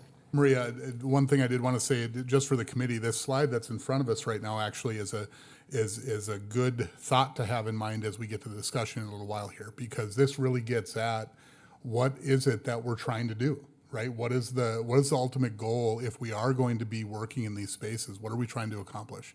And so these are the types of things that we'll want to have in mind. It may be this list or maybe other pieces that we want to look at. But, Harold, I mentioned before you were here that, a little bit of our conversation that, what really is the council's direction in the end, but the committee giving that so that you and our partners know where we're headed and what we're asking for. And so as we get into that discussion in a little while, this is a great help for us, Maria, because I think these are the types of things that we want to have front of mind. We have an amazing team that is working through this whole process and hope to put it into play. Well, we will put it into play in some pilot communities coming up, and very excited. And if you need any conversation about what's working across the state and what you need to look at, mine is doing it well, I have to say that. But there's always room where I can give you examples of what others are doing if you want it, either in-state or out-of-state too. And I appreciate that very much. We may ask you to come Absolutely. and join us again. Well, We appreciate it. I live in Velva, so Okay. it's not a hardship for me to come up to town and spend some money in your town while I'm at it, so. All right, we appreciate that. Thanks, Maria. All right, we'll move on. I'm sorry. Oh, I sure, have I'm sorry. just I'm sorry, Beth. Yep, go ahead. No, Maria, you're probably off the hook. We don't have somebody from workforce here today. I think that's probably a big part of our conversation. Is that in plan to have someone from state workforce efforts come? I do think we'll want to do that at some point. I think that's a theme that went through the last session. Certainly the governor's theme, and so that's a big part of what we'll be talking about. Because I think about what even Rich has said. That may be a great example throughout. Is this steel plant that's a possibility? Where would we find the people right now? Right. We look at, and Harold, I don't know if you've got an update on our Biota plant hiring, but we're trying to hire, I think, 11 people down in Max to help run that plant, and these are challenges. There are challenges. I would agree. I would also use the opportunity to segue too, and we don't talk about it now, but maybe in the future, Maria, you and I can have a chat. And that is if you have any programs or resources available to help a community with a former hospital that continues to deteriorate very quickly. I'm hoping Brecca wants to visit with me today or in the near future about some ideas on that. So, the other one that I would like to also bring up is housing. I know that your local development corporation focuses on primary sector, but housing is critical, and there's a large request coming in the next legislative session for housing and a bunch of different types of housing that are both urban and rural, and we'll know more after Tuesday on that, and so I'd be happy to come back and talk about that if that's an interest. Yeah, especially pertinent with the Air Force Base projections, right? So just something to keep in mind as a committee. Yep, absolutely. Thank you. Paul? Thank you, Mr. Chair. Again, on top of the workforce, head of the snake, tourism and marketing, if we could have someone from the Yes, I'm state sure level. somebody, yep, and they can give you some data and what they have planned also. In terms of, tourism is working towards primary sector dedication, not only just in one fund, but across the state. And so what does that mean for economic development? Okay, thanks. Anybody else? All right, thank you very much. Okay, Brecca, you're up. Sounds good. Thanks, everyone. Thanks, Chairman Blessman, for having us here today to lead the conversation. I think I'm waiting for our presentation to come up. Thank you. So I'm Brecca Kramer. I'm the president and CEO of the Minot Area Chamber EDC. I've been in the position since 2022. And I'll give you just a quick overview of our organization, and then I will be followed up by Mark Lyman, who is our economic development specialist. It is really our mission at the Chamber EDC to advocate for and invest in business activity by being a collaborative partner in the community focused on improving the quality of life for all. And if you've already kind of caught a theme today, it really is all about partnerships and collaborating at all levels to really kind of impact economic development and how that creates a vibrant community. And our vision at the Chamber EDC is to be the go-to organization for the business community to drive key initiatives that build and strengthen our economy. And we'll get into a little bit more on that. I do want to give a nod to our board of directors. We have a volunteer board that helps to set the guidance and direction for the activities that we oversee at the Chamber EDC.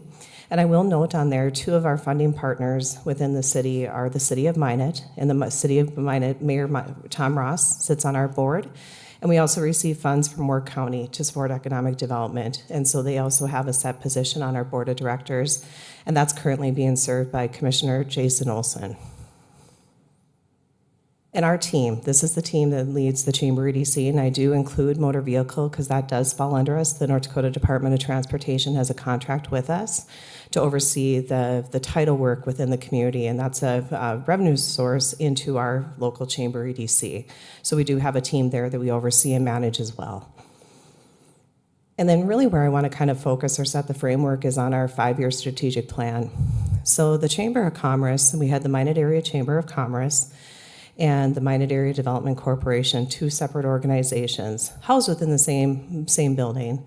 And we started a process in 2019 of really kind of looking at efficiencies for the community. How do we move forward to support the business community in the best way with the resources, the limited resources that we have to do so?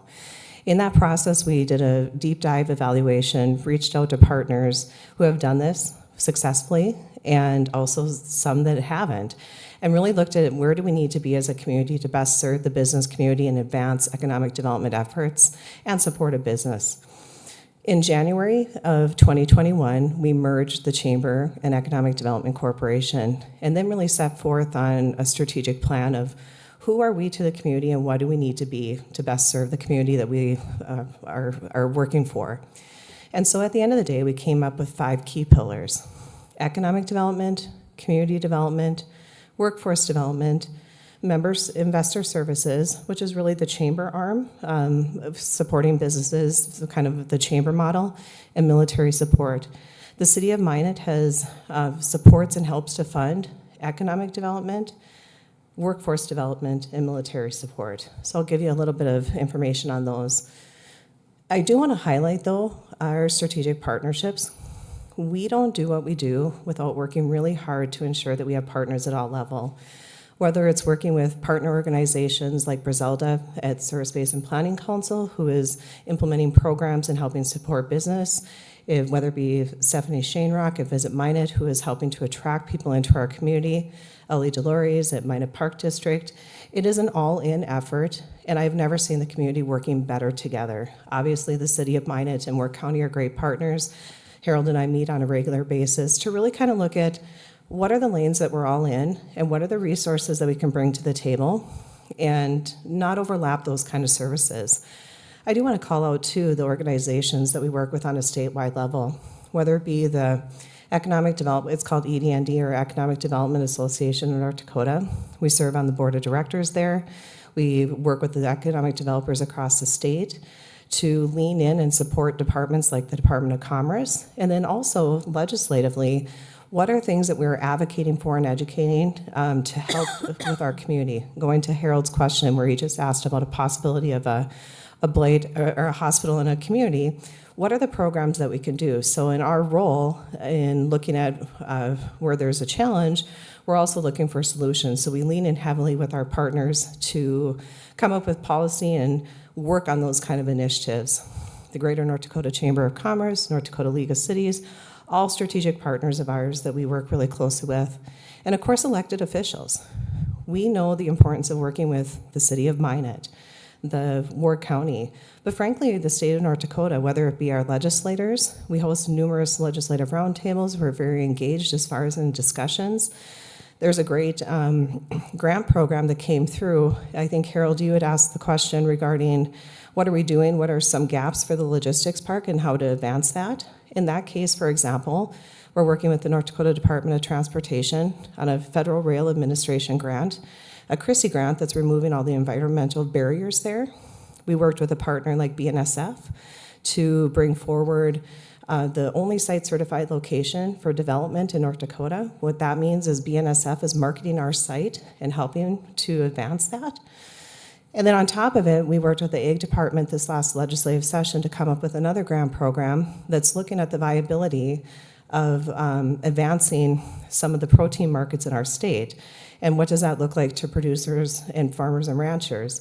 And for example, that program, once it was developed, Service Basin Planning Council is actually the one administering it. So when we talk about collaboration and strategic partnerships, everything we do is really based on being well connected in with leaders at all levels. So elected officials, we work closely with the state of North Dakota, whether it be legislators, the governor's office, and then honestly too, we work on a number of federal policies and things that are supporting our community as well. We have partnerships. The Bank of North Dakota has been mentioned a number of times, and one of the things that we provided to you is a recap of some of the economic development work that they're doing. Bank of North Dakota, we're very unique in Minot that they actually are housed.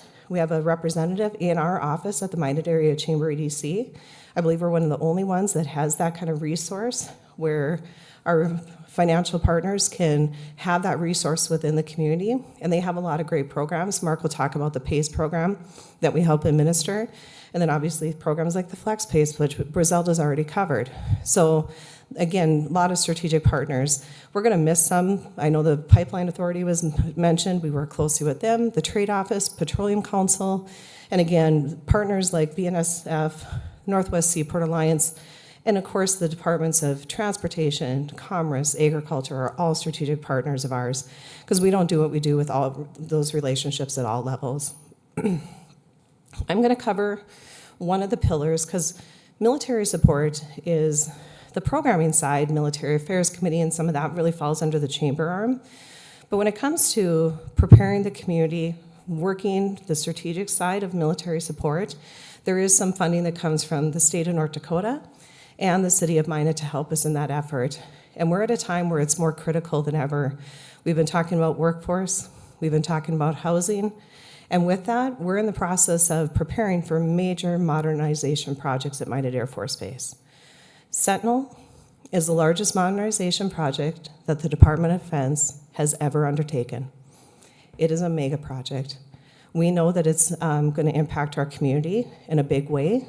We are working strategically today, since there's been some changes this year with the Nunn-McCurdy breach that happened in Congress, of how do we lean in and prepare for Sentinel. We're being brought to the table to have strategic conversations as they're reviewing the program of how we're going to approach it. And if you recall a couple of years ago, the discussions in that realm were F.E. Warren in Cheyenne, Wyoming was going to receive Sentinel first. Then they were going to mobilize and go to Malmstrom in Great Falls, Montana, and Minot would be third. With the lobbying efforts, the work with our congressional members, being at the table with strategic leaders across Department of Defense, Air Force Global Strike Command, and Department of Defense contractors, we are now finally having discussions about concurrency and how do we lean in and maybe see components of Sentinel come to our community sooner. When I talk about the military support effort, we've been challenged by General Boussier, who's the 4-star general flagged officer who oversees Air Force Global Strike Command, to educate and advocate and talk about the importance of nuclear deterrence, because it means something to Minot, means something to our state, but frankly, the role that we play in protecting the nation is critical. And the economic impact of Minot Air Force Base is over $600 million a year. The economic impact of military in North Dakota is $1.2 billion. Minot is over half of that economic impact. So when we talk about putting people, for example, in strategic key leadership positions, we have 2 individuals that serve on Task Force 21, and let me back up on that. Task Force 21 is made up of 10 individuals from our community. I'm one of them. I'm the only paid employee because it falls under the Chamber EDC, but frankly, I was on that before joining the Chamber EDC. The rest are all volunteers. And the work that we do there, when we talk about strategic leadership positions, we're putting individuals into, we have 2 individuals that serve on the North Dakota Military Commission, where we're affecting policies, trying to attract military to stay in our state once they leave their service. We're doing some really strong work as far as on compacts and changing some legislation that will make North Dakota even more military friendly. That work, again, is being done by the North Dakota Military Commission in conjunction, for example, with the new North Dakota Military Caucus. The legislative body has now set up a military caucus that we're also working with. We have 4 members of Task Force 21 that serve on Air Force Global Strike Command as civic leaders, so meeting regularly with senior officials to prepare for these major modernization projects. And we have one who actually serves on City Council, Mr. Mark Janser, who serves on the Secretary of the Air Force Chief Civic Leader Group. So we've worked really hard to educate and advocate in this space. And I just want to call this one out specifically before turning it over to Mark, who will talk about economic development and community development and what we're doing in workforce development, and then we can tag team and answer any questions you guys have. Thanks, Brecca. Okay, thank you, Mr. Chairman. I think the question that I get asked a lot is, what do you do in your job? And I said, well, I work in economic development. Well, what's that? Has anyone ever answered that question before? It's tough. It's tough to do, right? It's really hard. I can't tell my kids what I do because they don't understand it. So this is the best way that I know how to explain quickly what economic development is. This definition is a little broad, but this allows a lot of leeway for our community and for any community to define what they want to do in economic development, right? It's programs, policies, activities that aim to improve a community's quality of life and economic well-being. Great. So what does that mean? Well, this list of items here is potentially things that we can, when we talk about economic development, that we can consider if the efforts that we do or the strategies or the tasks that are assigned to the various groups or the city itself or the partner organizations, if they go back towards doing some of these things, then I feel like that there's a good chance that we're doing economic development well. Now, is it always going to be able to say 1 + 1 = 2, and therefore you had this conversation with this person and you gave them this money and you got this funding? It's never that easy. There's always intertwined with a half dozen different things and 4 or 5 conversations, and maybe you had no idea who this person was before they showed up on your doorstep. I liken it to a sales position.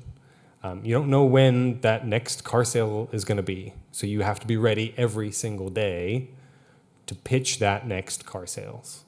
There's a lot of things we could talk about here. Economic development, from where I sit, looks different in every single community, and that's okay. That's how it should be. Now, some of the programs that we do broadly, either at the Chamber EDC or at the city or other levels, are very similar to other programs in the state. But then some other communities may decide, well, I don't want to do that program anymore. Well, that's that community's decision. Doesn't necessarily mean it's good or bad for us. It just means someone else made a decision.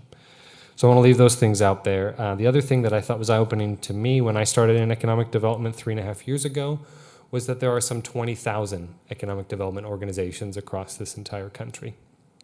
And that's just an estimate. I don't know that anyone's ever got a good number, some 20,000. Did you know Towner has an economic development organization? It's led by a volunteer, part-time. That's it. They're trying to do really small things in their community. Fargo, New York City, the government, everybody's got something in there, but it fits for them. So throw that out there as just kind of a high-level piece. So getting into some of the specifics of what we do in economic development. I've got a million notes here, so I'll move as fast as I can to respect everyone's time. You have in front of you our latest city report. This lays out the contract that we have and how we fulfill that contract with the city of Minot. I won't go through every one of those, but that is line by line. There's something contractually that the city's asked us to do. Here's how we fulfill that. You've got a packet from BND. There are a lot of great questions asked about Bank of North Dakota. One of the success stories in that booklet is AGT Foods. If you haven't had a chance to go see what AGT Foods has done with a $10 million renovation of the old FSA or Food Service America building, you should definitely go take that tour. Their goal in the next year or two is to become the epicenter in North America for gluten-free pasta production. And that's not just under their brand, that's under a lot of other brands as well. Chairman Blessum, I know you were there at the ribbon cutting. It kind of opens your eyes to the possibilities, right? The logistics park in North Dakota was mentioned a couple of times already. If you're not familiar with that, just Google it. But also, I'd love to give you a tour. It's out on the east side of town, just past the Enbridge tanks, past the state fairgrounds. You'll see AGT Foods has got a facility right there. It's 750 acres of land that the Minot Area Chamber EDC owns. It has both rail-served and non-rail-served properties. Our company, the MAC EDC, gets on average probably 2 inquiries a month for the 3.5 years I've been there about that land. Is it available? What does it look like? Am I a good fit?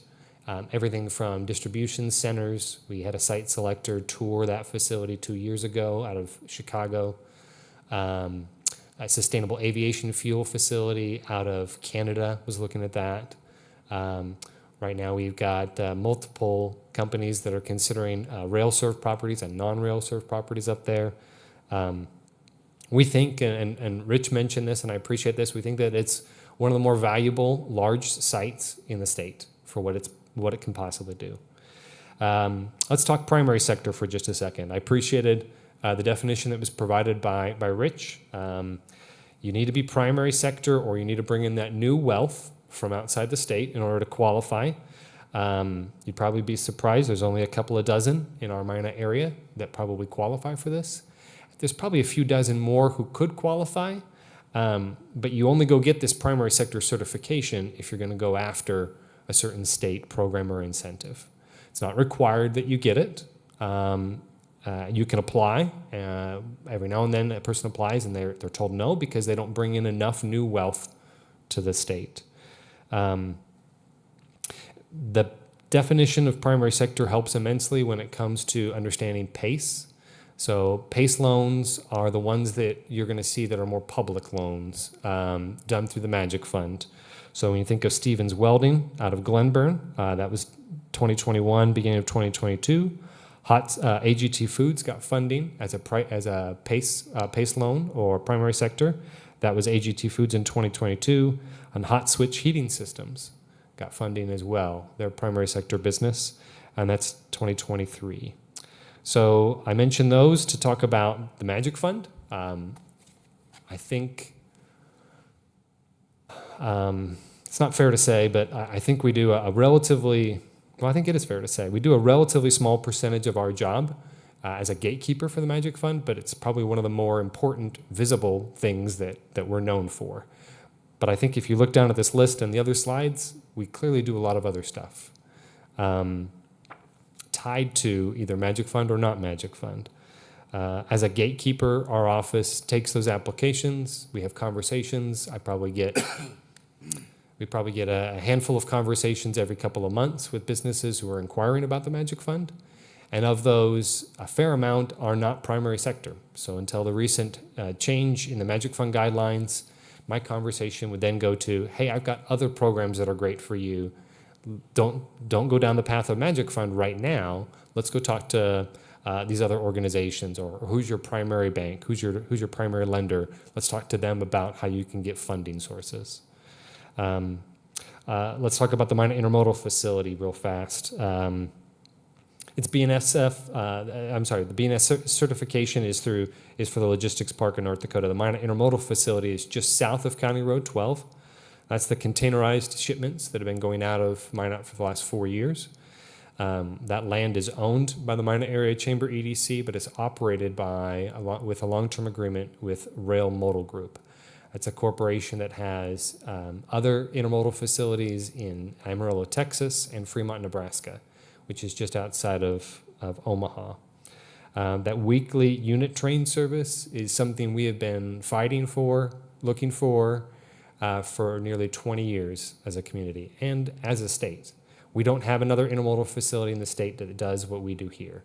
The nearest place that they have to go to ship their product out to get international visibility and international sales on is either Winnipeg, Minneapolis, or I think Billings, and then Western Montana. You can go into Wyoming and do it as well.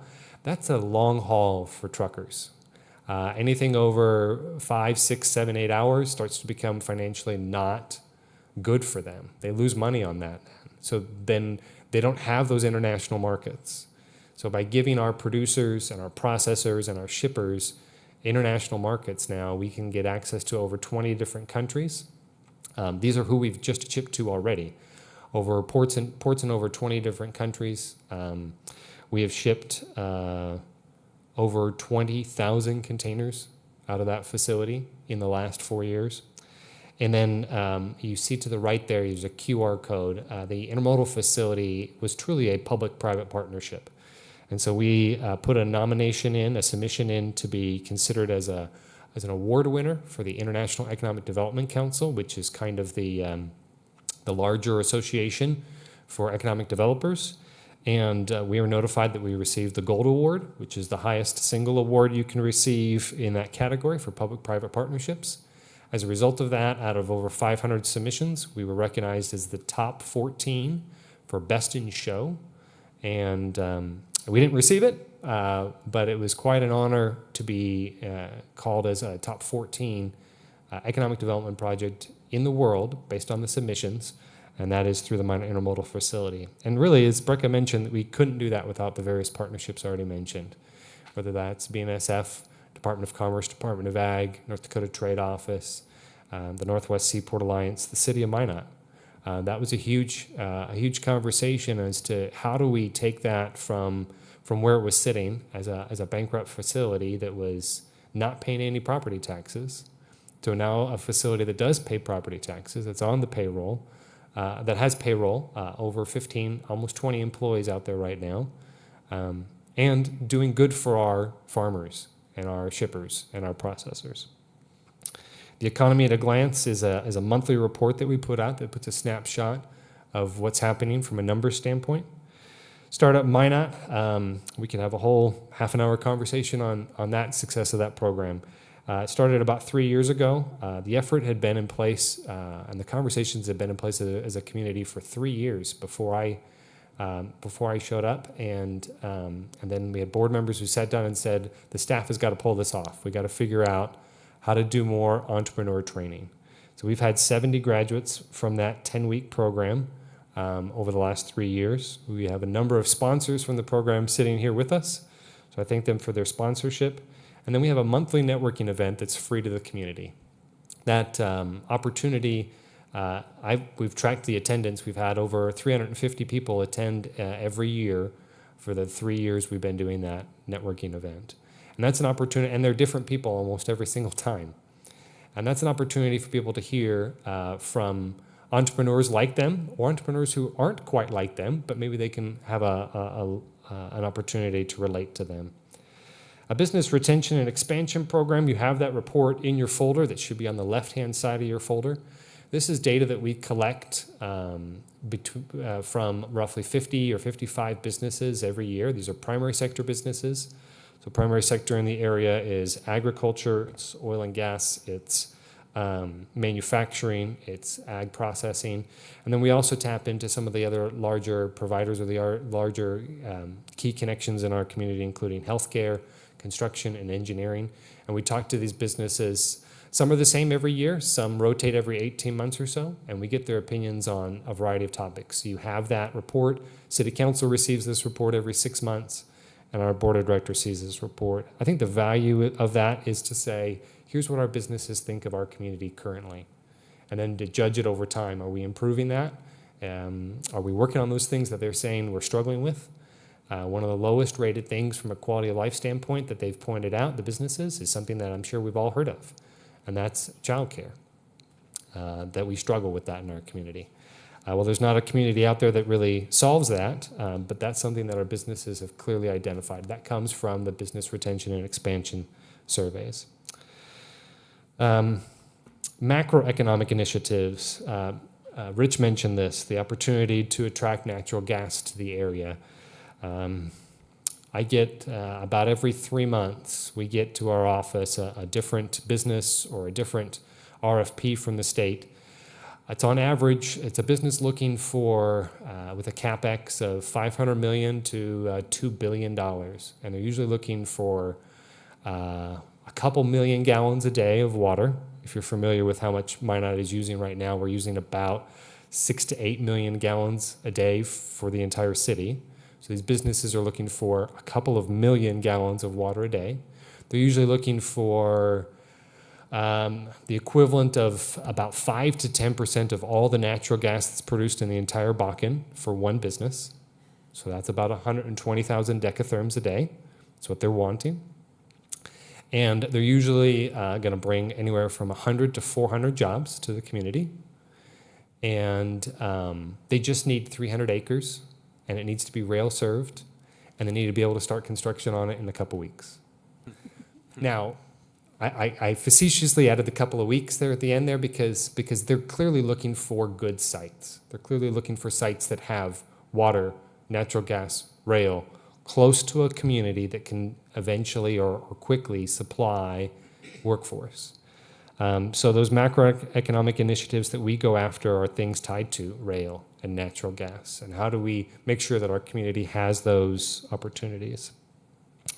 One other thing I didn't have up on here was rural electric cooperative efforts. We are part of multiple efforts that are being done statewide to try and help our rural communities. Some of those are tied back to grocery stores, that the success of grocery stores, as Maria mentioned, and how critical those are.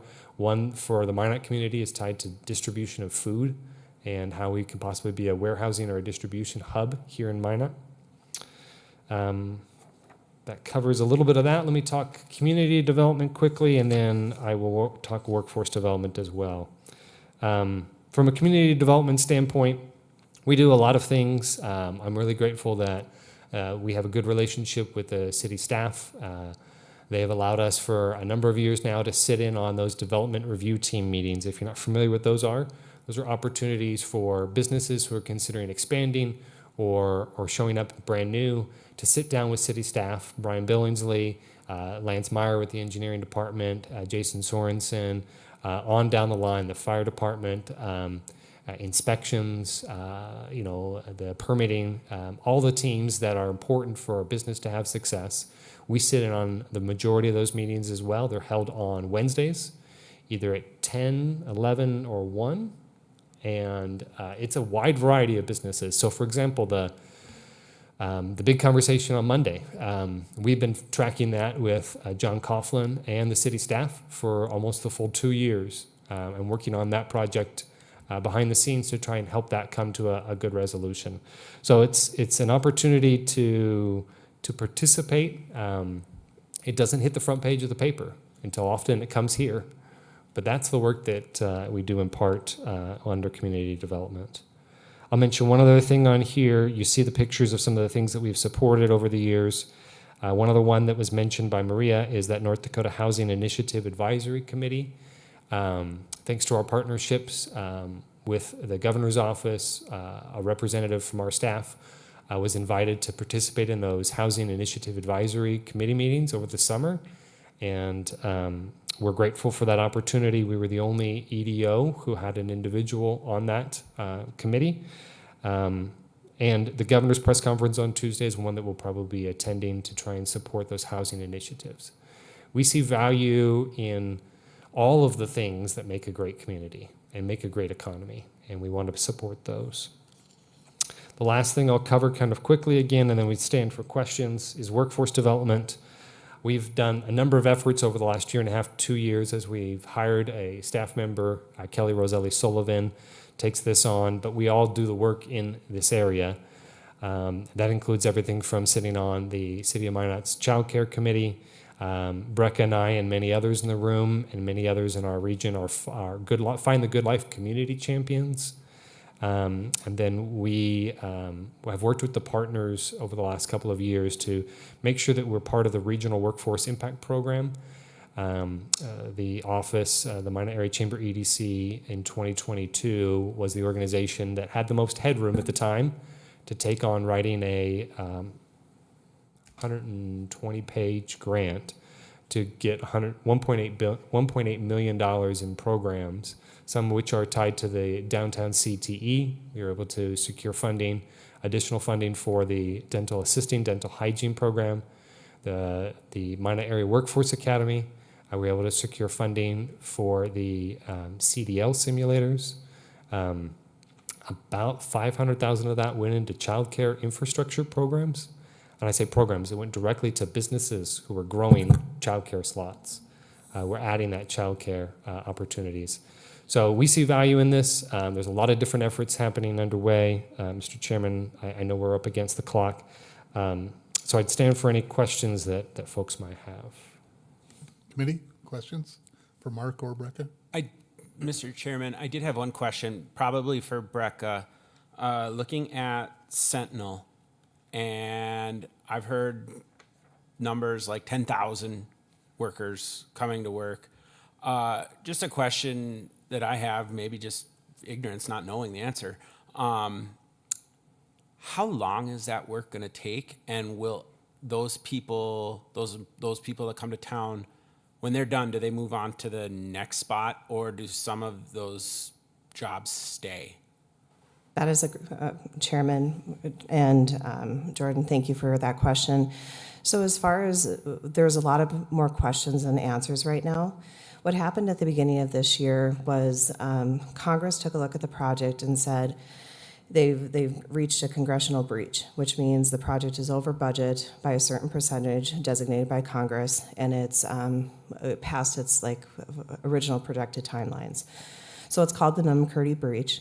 In January, they implemented that, and then what they did is did a deep dive review of the program of record, which is Sentinel, to replace the current Minuteman III ICBMs. July 8th, they came out with a report on Sentinel that said this is critically important to protecting our nation. We need to move this program forward, but we also need to look at it in a different way to ensure that we're the things that we thought we were going to experience real. So now we're under an 18-month review to reset kind of the program in essence of, are we going to do the original order like we were talking about? Are we going to concurrently build Sentinel? So I think once we get that report back, we do plan to have General Connor, who is congressionally appointed to oversee Sentinel, standing up Sentinel and standing down the Minuteman III. We do plan to bring him back into North Dakota. He's been here a number of times, and he'll be able to provide a brief. We're working closely with the prime contractor, which is Northrop Grumman. So originally, to answer your first question regarding how many people, the original brief before the Nunn-McCurdy breach was a workforce of 2,500 to 3,000. With that, there was an original proposal of a potential workforce hub. I would consider those more closely aligned to what we saw during the oil boom with man camps. And so what we're doing right now is we're actually using what happened to our community. We actually have experienced influxes of 2,500 to 3,000 people. We had a boom and a flood happen at the exact same time. So what we're actually being brought in to do with congressional members, we had Dr. LaPlatte from Washington, D.C., and a number of leaders from STRATCOM and others here. And Senator Hoeven, I believe, even put out a press release, so it's public information on kind of the approach. But we're taking the lessons learned in North Dakota and specifically Minot of what happened to us there and are applying that for what does it look like when we have an influx of workers coming into our community. So I think we're going to have more answers soon, but we don't have those today because with the review, we're going to learn as far as what are the new timelines, what does that workforce look like? And either way, no matter which way they approach it, one of the strategies that we're looking at is these individuals are going to be out of their homes for a decade or more. And so is there a way to ensure that when they're here, they're welcome, we're well prepared, we have the housing, we work with our key partners in the housing market, what's available, how do we support that, and then try to attract them and keep them here. We know that this is a traveling workforce that'll be supporting it, so we've had some strategies, but I think we'll know more once we know the final order and how they're going to approach this project. But we do meet regularly with, I know Harold sits on a meeting that we have with leaders in Cheyenne and Great Falls, so the communities are speaking.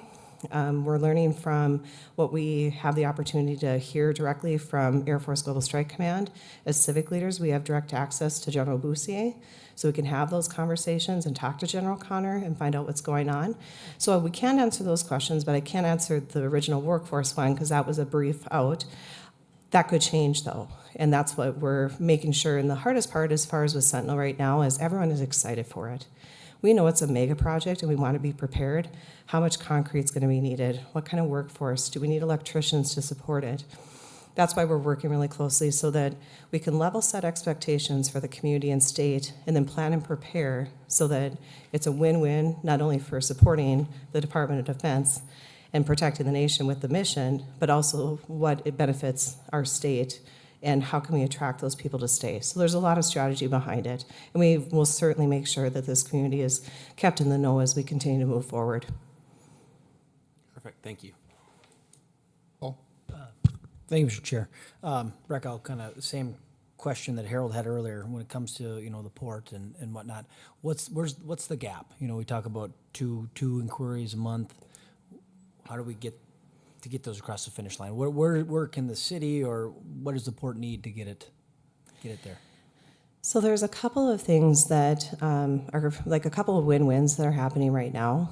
If you look at the topography out there, we have some high spots and low spots. The city of Minot has a flood protection project that needs some of the materials that we have. So we've worked out a win-win situation. I think it's a savings of a little over $1 million to the city. We're supporting South Basin or the South River Joint Board with a contract to provide materials for that flood protection project, which is also helping us with the development of leveling out the land. The removing of the environmental barriers to ensure that we've followed through with all that. We should have that report completed with the Federal Rail Administration by the end of this year. That was the CRISI grant that the city of Minot is a partner on in leading North Dakota Department of Transportation, then FRA is tied in with that. Once we get that report back, that kind of removes those environmental pieces and shows that the land is clear. So we'll be over that hurdle, hopefully by the end of December. The other is we're looking at what kind of additional rail do we need to build out there to support the land where we know rail is needed. We want to be strategic in that, though. We don't want to build something and hope they come. We want to make sure that we're building something for the needs for that area. So we'll be looking at where do we make some rail investments, and I know Rich has already talked about some of the resources available there. The other part that I would say is we have spent the last 2.5 years in 2022 when I started the Chamber EDC, that's when we actually purchased the position the banks had. We got the banks out, and then we also purchased the land from the city. So that year was really strategically in ensuring we had the assets and securing a long-term lease with the operator. So we were really focused there. Then we knew that we also had to get off BNSF's main line, we had provisional approval on it. We had to build a $2.4 million track expansion project. We secured $2 million from the state of North Dakota. And then we invested another $400,000 into that to complete that, get off BNF's main rail line. So that was kind of another barrier that now we are overcoming. And once we complete this Chrissy grant, I would say, Alderman Pittner, the one thing we haven't done aggressively is market the asset. We've been relying on our partners like BNSF, who, if you go to their site certified locations, if someone's looking for a rail site, BNSF has a map and they market. They talk about the water we have available, they talk about the electricity, they talk about all those things. Minot is on that. BNSF is marketing us, and Mark and I are strategically, along with our team, in the right places to have the conversations. We have partners like the Department of Commerce, Ag Department, and others advocating for development that we see there. We also know that with the grant that the Ag Department put out, that Brizelda and her team are leading right now to do some planning, there could be additional opportunities. One example is the Ag Commissioner sponsored a legislative engagement with Fremont, Nebraska. Their facility is about 3 years ahead of ours. And they've actually invested a lot into the protein markets, which means we would need frozen containers, storage for frozen commodities, and then also reefer containers, which is a different kind of logistics solution. We know if there's a need there, then we would look to pilot a program like that. So we're working on the strategy of what's going to best serve North Dakota, and then I think the other part will be the marketing of it. And then when we talk about barriers for development out there, it really is, if we're looking at some of the larger projects, Beth has already mentioned data centers. I mean, we're working with the state as a whole, because that's a big one of what is going to be our position in North Dakota there. But then with the logistics park, what's the best fit for our area? We don't want to bring in a large manufacturer that needs 2,500 jobs without a game plan for that. We have to be strategic in what serves our area, what serves the producers, farmers, and others, and then what kind of solution can we provide. So we're still in a lot of those study phases, but the awareness of the logistics park is certainly growing, and we're seeing more inquiries and more opportunities for discussions for developing that area. But I would say the last couple of years has really been just focused on the infrastructure, the basics of getting kind of the hurdles that were in the way out of the way, acquiring the asset, and now we can really move forward with that strategy side of how do we build that. Thank you, Mr. Chair. Can you speak to maybe the impact? Mark touched on it. You know, the need for water, right? I mean, we don't have Jason Sorensen here to tell me what our water treatment plant can produce on a daily basis. But you talk about an extra 33% in demand on that. What effect will NAS have on the logistics park as far as marketability? Mr. Chairman and Paul, it'll really come down to whether or not a business wants potable water, whether they want the treated water coming from the City of Minot Water Treatment Plant and NAS, or if they're okay with raw water. So Minot has a couple of options that are actually really in our favor, where the Sundre Aquifer is not too far to the southeast of this location. And there's actually lines. We've had conversations with city staff on this. There's lines not very far away from the logistics park that could be reopened and then expanded a little bit, and that's where a person could get a fair amount of raw water if that's what's needed for their processing. If you look at some of the larger facilities across the state that have gone in, $400 or $500 million soybean processing plant, for example, in Castleton. One of the interesting things that they needed to do in Castleton was actually put in a 20-mile or 40-mile line back to Fargo to get water from the city of Fargo. And so we're blessed and lucky that it's not that long of a distance. It won't be that big of a cost, but we need to sell that as an opportunity down the road. Now, we're not going to sell that before we have that opportunity, though. So we're not going to step on the toes of people in our community exist right now who rely on the Sundre Aquifer. So as those become available, then we can market that asset from a water standpoint. From an electricity standpoint, I could get you 10 megawatts of electricity in the next 6 months from Verinder Electricity. They're a great partner out there. Central Power is not very far away. They've got a proposed substation that's a mile away from this. Once you tap into that substation, you got another 30 megawatts. And then they've got a 220 line, 240 line, that is about 12 miles southeast of here, near Logan. And that line could potentially get you another 60 or so megawatts. That's a lot of electricity, right? Our city doesn't use anywhere near that. So we'd be tapping into lines that don't impact our residents and don't impact our existing businesses. We did have a conversation just this week, and thank you to the Department of Commerce for opening it up to us, with a delegation from South Korea who's looking to put in large natural gas processing to produce electricity to run data centers. That's the next thing. It's not a Bitcoin or crypto mining. I want to make sure we're careful that those are two very different animals between that and a legitimate data center. Those are opportunities. You play the long game with these. This is not something that's decided in 3 weeks, 3 months, or sometimes even 3 years. These are billion-dollar-plus projects that will take many years to try and reel that fish in. So when I talk about getting those inquiries, some of them are as small as $10 million. And some of them, therefore, they have lots of options across the state because they're only asking for 10 or 15 acres. They don't need 1 million gallons of water. They need something much smaller. So we're in the game for smaller fish and bigger fish out there. Just one final question then. Who do you guys work with, when it comes to monitoring like state law and whatnot, when it comes to maybe deregulating some of these things to open up business, maybe the intermodal, whether it be meat processing or things like that? You talk about frozen containers out there.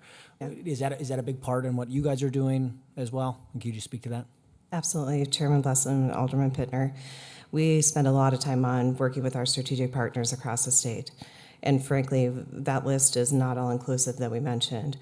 When you talk about the opportunity, for example, to expand the proteins market and ship additional proteins, there's a global supply chain challenge with proteins in multiple countries. We have a lot of resources here. That's why that study is underway. But in that case, for example, we worked with the Department of Ag to determine, can they put out a grant program, work and find 3 reputable companies, narrow down the selection process, and make a very simple RFP that would be teed up to support the regional councils to be able to do this research across the state. So in that case, for example, we are strategically planning with the Department of Ag. We're then working with our partners at Commerce and then the advocacy side with ED&D and GNDC to help with business policies that support development in our state. And then on top of it, then we work with partners like Brazilda, and she stepped out. Maybe I can't speak on her behalf. But in that case, she does a lot of the EDA grants and those kind of programs. We made the simplest process, because the other thing that we are advocating for is we've got to reduce the red tape that it takes to do business, whether it be in the city, in the county, or the state. We have to make it simpler. We all know the longer development takes, the more it costs. And so Mark had mentioned that we do a lot of work behind the scenes that you don't always see to advocate for and educate developers, even when they come to work with the city and the department heads. Sometimes they don't know where to start or navigate. And then honestly, in the middle of the process, sometimes too, if there's different channels or information, we're getting pulled in to help navigate and bring all the partners together as kind of that mediator, that champion, kind of concierge for business. We do a lot of that work on a regular basis. And that's just one example. I kind of pivoted into 2 different things, but there are tons of examples where we've helped to come up with an idea, dive in to say, okay, Nebraska's doing this, they're 3 years ahead, how can we get to something like this? Work with our partners at the state to develop a program that'll move quickly. This grant program is actually moving very quickly. We'll have some feedback, and then we know that we actually have already worked strategically with Rail Moto Group and also the Northwest Seaport Alliance. If we were to have opportunities for additional development in that space, can they get the containers in to support that? And what would that cost? And so we're working kind of a lot of different pieces all at once. Good. Jordan? I do have one more quick question for Mark. Mark, you had brought up an example of the soybean processing plant in Caston building a water line back to the Red River, which water is very important in that plant. And we've talked earlier about this iron ore processing and things like that. This might be a little bit of a basic level question, but it kind of gets to the root of some of this here. Who pays for that? And like the CapEx to bring that in, are these things being paid for by the businesses coming to town? Is this something that we're applying for state dollars for? Is this local dollars? I think it's an important question to frame. It is a good question, Mr. Chairman and Jordan. It varies in every project. So some businesses come in and they're able to afford certain things and they know that they can't afford other things. They may ask an area to say, do you have any incentives? They may say, do you have any programs that can help us maybe build out some rail? Like Rich mentioned, there are programs that might help build out rail on a site. If they qualify for some of those programs, we try to help them be aware of them. And if they want to apply, then more power to them. But I would say 9 out of 10 cases, most of that cost falls back on that business. If they want to be able to make that program work or that large of an effort work, it usually comes back to the business doing it. Most people that I've ever heard talk about incentives talk about it as the icing on the cake. And I would go even so far as to say it's like the decoration on the icing on the cake. It's pretty minor. It can make a difference sometimes, but ultimately that cake has to be there, right? There has to be the cake and the layers and everything has to be set, and that usually comes from the business. Thank you. That's good. Okay, I think for now, just for the sake of time, because we're going to hear from you guys a lot throughout this process, I think we'll end it there. One other thing then, just as we're moving forward here, committee, I had down that we'd have a discussion now. I think actually just in the interest of time, we can start with that at the next meeting, if everybody's agreeable to that. And we can start with that. We'll still have this a little bit fresh in 2 weeks, and we'll be able to go from there. From there also, though, in the next meeting, I'd like to start digging in now. And so we've got a few options. The first thing that does come to my mind, and throughout, I'm happy to give my ideas and just push out an agenda. We can certainly do that. But I want to make sure that I'm listening to the committee and kind of where your mind is. To me, I have a couple options that I can give us for our next set of discussions, which would come in that meeting in 2 weeks. One would be to continue with Brecca and Mark, talk through their contract, talk about in more depth what they do for us. They're a big, we pay a big bill for them at the end of the day. And so we'd like to hear more at some point about what they're doing, the types of things that they're working on, and do we have that structured the way that we want? So that's one option. The other option I would have is I really, based on some of the priority that we're putting, especially in the budget, I really want to make sure that we're understanding really well the PACE and FlexPACE programs and making sure that we're doing everything we can to make sure that we've got that set up the right way. And so that's the thought I have. It could be both of those things because in 2 hours we maybe could get through those together. So that's my thought. Any thoughts either way? Okay. And like I said, I'm happy to drive it. I asked for this to be put together, and I'll certainly do that. But I want to make sure I'm including everybody too because it's collaborative. That's how it works. So, Mr. Yeah, Chair, go ahead. I think that's a good plan. I think Brecca and Mark are eloquent enough and can convey the value that they provide to the city in their time. And I think garnering that discussion, I think that'll be a good agenda. okay.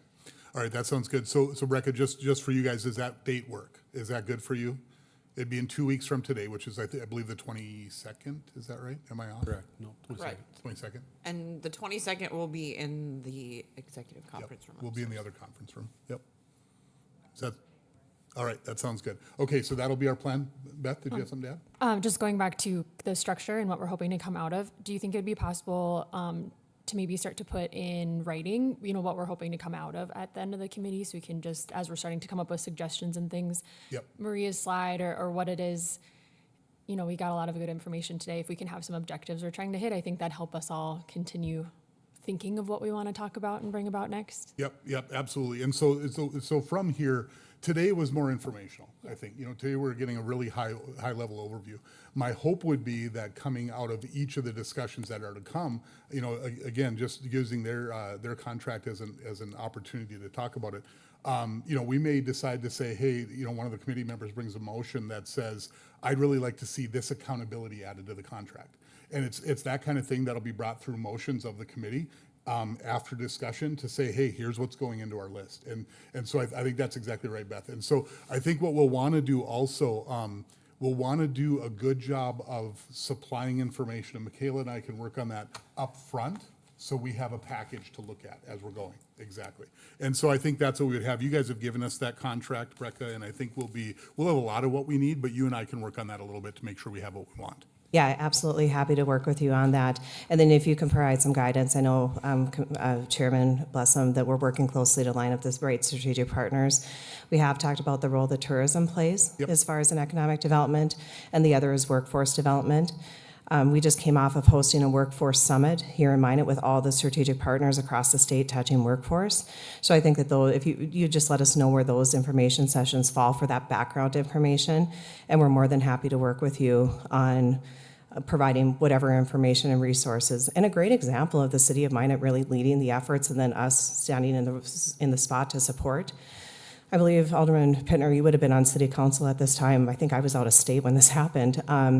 But for example, workforce development is a huge issue impacting the state and of course our community. During the budget session, I think it was a couple of years ago, the city of Minot actually tasked the Minot Area Chamber EDC and said, hey, we're gonna increase your contract by $100,000 because we need somebody in the community to lead workforce development. And you guys actually added that to our contract. So in the process of us taking on a new role, what we did in that space, for example, is we brought on a military liaison / workforce development specialist, and then developed a strategy and took the lead position for the area in that space. So we are, as an organization, are willing to adapt. We also want to align with our 5-year strategic plan that we've invested in too, to make sure we stay in those lanes of those pillars, but just know that we're going to be a partner and work with you guys. That's a great example of the city led an effort that said, we have a gap here, we need somebody to fill it, and then task the Chamber EDC to fill that role. Yep. Paul? Maybe talking through this, would it be possible to have those presentations on workforce and tourism prior to the discussion on the contract? Just so that we can kind of get an like the big picture, and that way we can kind of see where these lanes lie. And that's always been something in the past through my time on council is who's going to carry this pot of water, who's going to carry this one, and so there's not this overlap of services. So again, I think having those presentations would be beneficial to the committee. Sounds good. So Maria and Rich and Brecca, can you guys coordinate that for us if we did tee that up for the 22nd instead? Yep. Is everybody in agreement with that? Does that make sense? Yep. And I would say Department of Commerce is obviously leading a number of the efforts as far as in workforce development. But we also do have our partners. For example, our workforce summit we hosted included partners like Job Service and others as well. When we look at workforce holistically, there's a lot of strategic partners in that, and we can work with you directly, Chairman Blessum, to work out who's best, or maybe a dual presentation like we saw from Rich and Maria today. Okay. All right. Is that Beth? You have something to add? Yep, that sounds great. But I'm also going to ask, would it be possible to hear from Mr. Billingsley and the economic development efforts coming from the city side as well? I don't know that all of us here sitting are super aware of what that looks like. I think it would be really helpful to know where those overlaps might be already. Definitely. And one of the things, and Harold, that was one of the other approaches that I thought would be coming. I think, a few years ago, I went back and watched a presentation that you gave on the, your perspectives on where that's going. Certainly something between you and Brian, I think we'd want to see that as well. The other part is that as we go through the individual programs, we'll likely hear from a bunch of those pieces as well. Yep. But yeah, I think an overview would be good. I think that'd be a good thing. Yep. Just if I may, as a part of calendaring, so we just concluded the budget process, which means staff is in the process of preparing these contracts to come forward for approval by the council, which we had slated for the next council meeting before your meeting in 2 weeks. Which is fine. We can pull the MACDC contract off for separate consideration while you're working through this, but staff would prefer to have that contract approved before the end of the year, so there is no delay of financing come the first of the year. So I just wanted to make sure that the committee is aware that the time is ticking quickly on that. And after the next council meeting, we only have 2 more council meetings for that to be approved. So just that conversation will need to be expedited. And I appreciate that, Harold, and Paul, I guess not to speak for you as well, but in my mind, this is all next cycle. Okay, so for me, we've already approved the funding. I think the contract as is, unless there's something that comes up in the meeting. As far as this committee is concerned, to be next cycle. That's my take on it. Okay, so I think we can move ahead with that a week from Monday. at the council. Okay, I don't know if you have. But any- no, I'll just echo those comments. I agree. I think this is advisory to the next, Exactly. the next year. Yep. So. Perfect. Okay.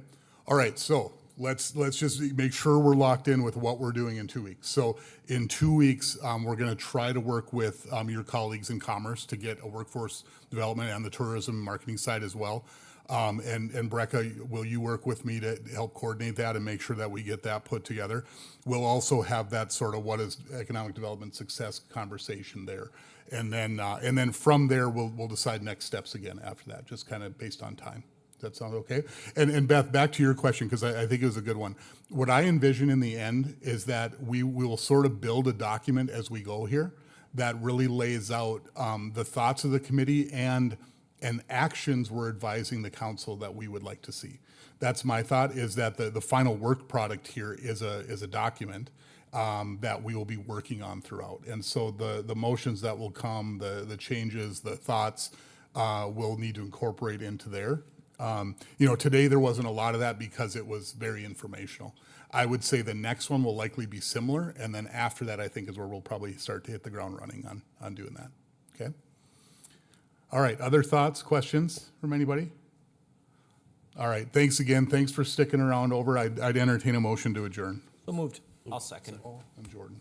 Okay, all in favor? Aye. Opposed? All right, we're adjourned. Thank you.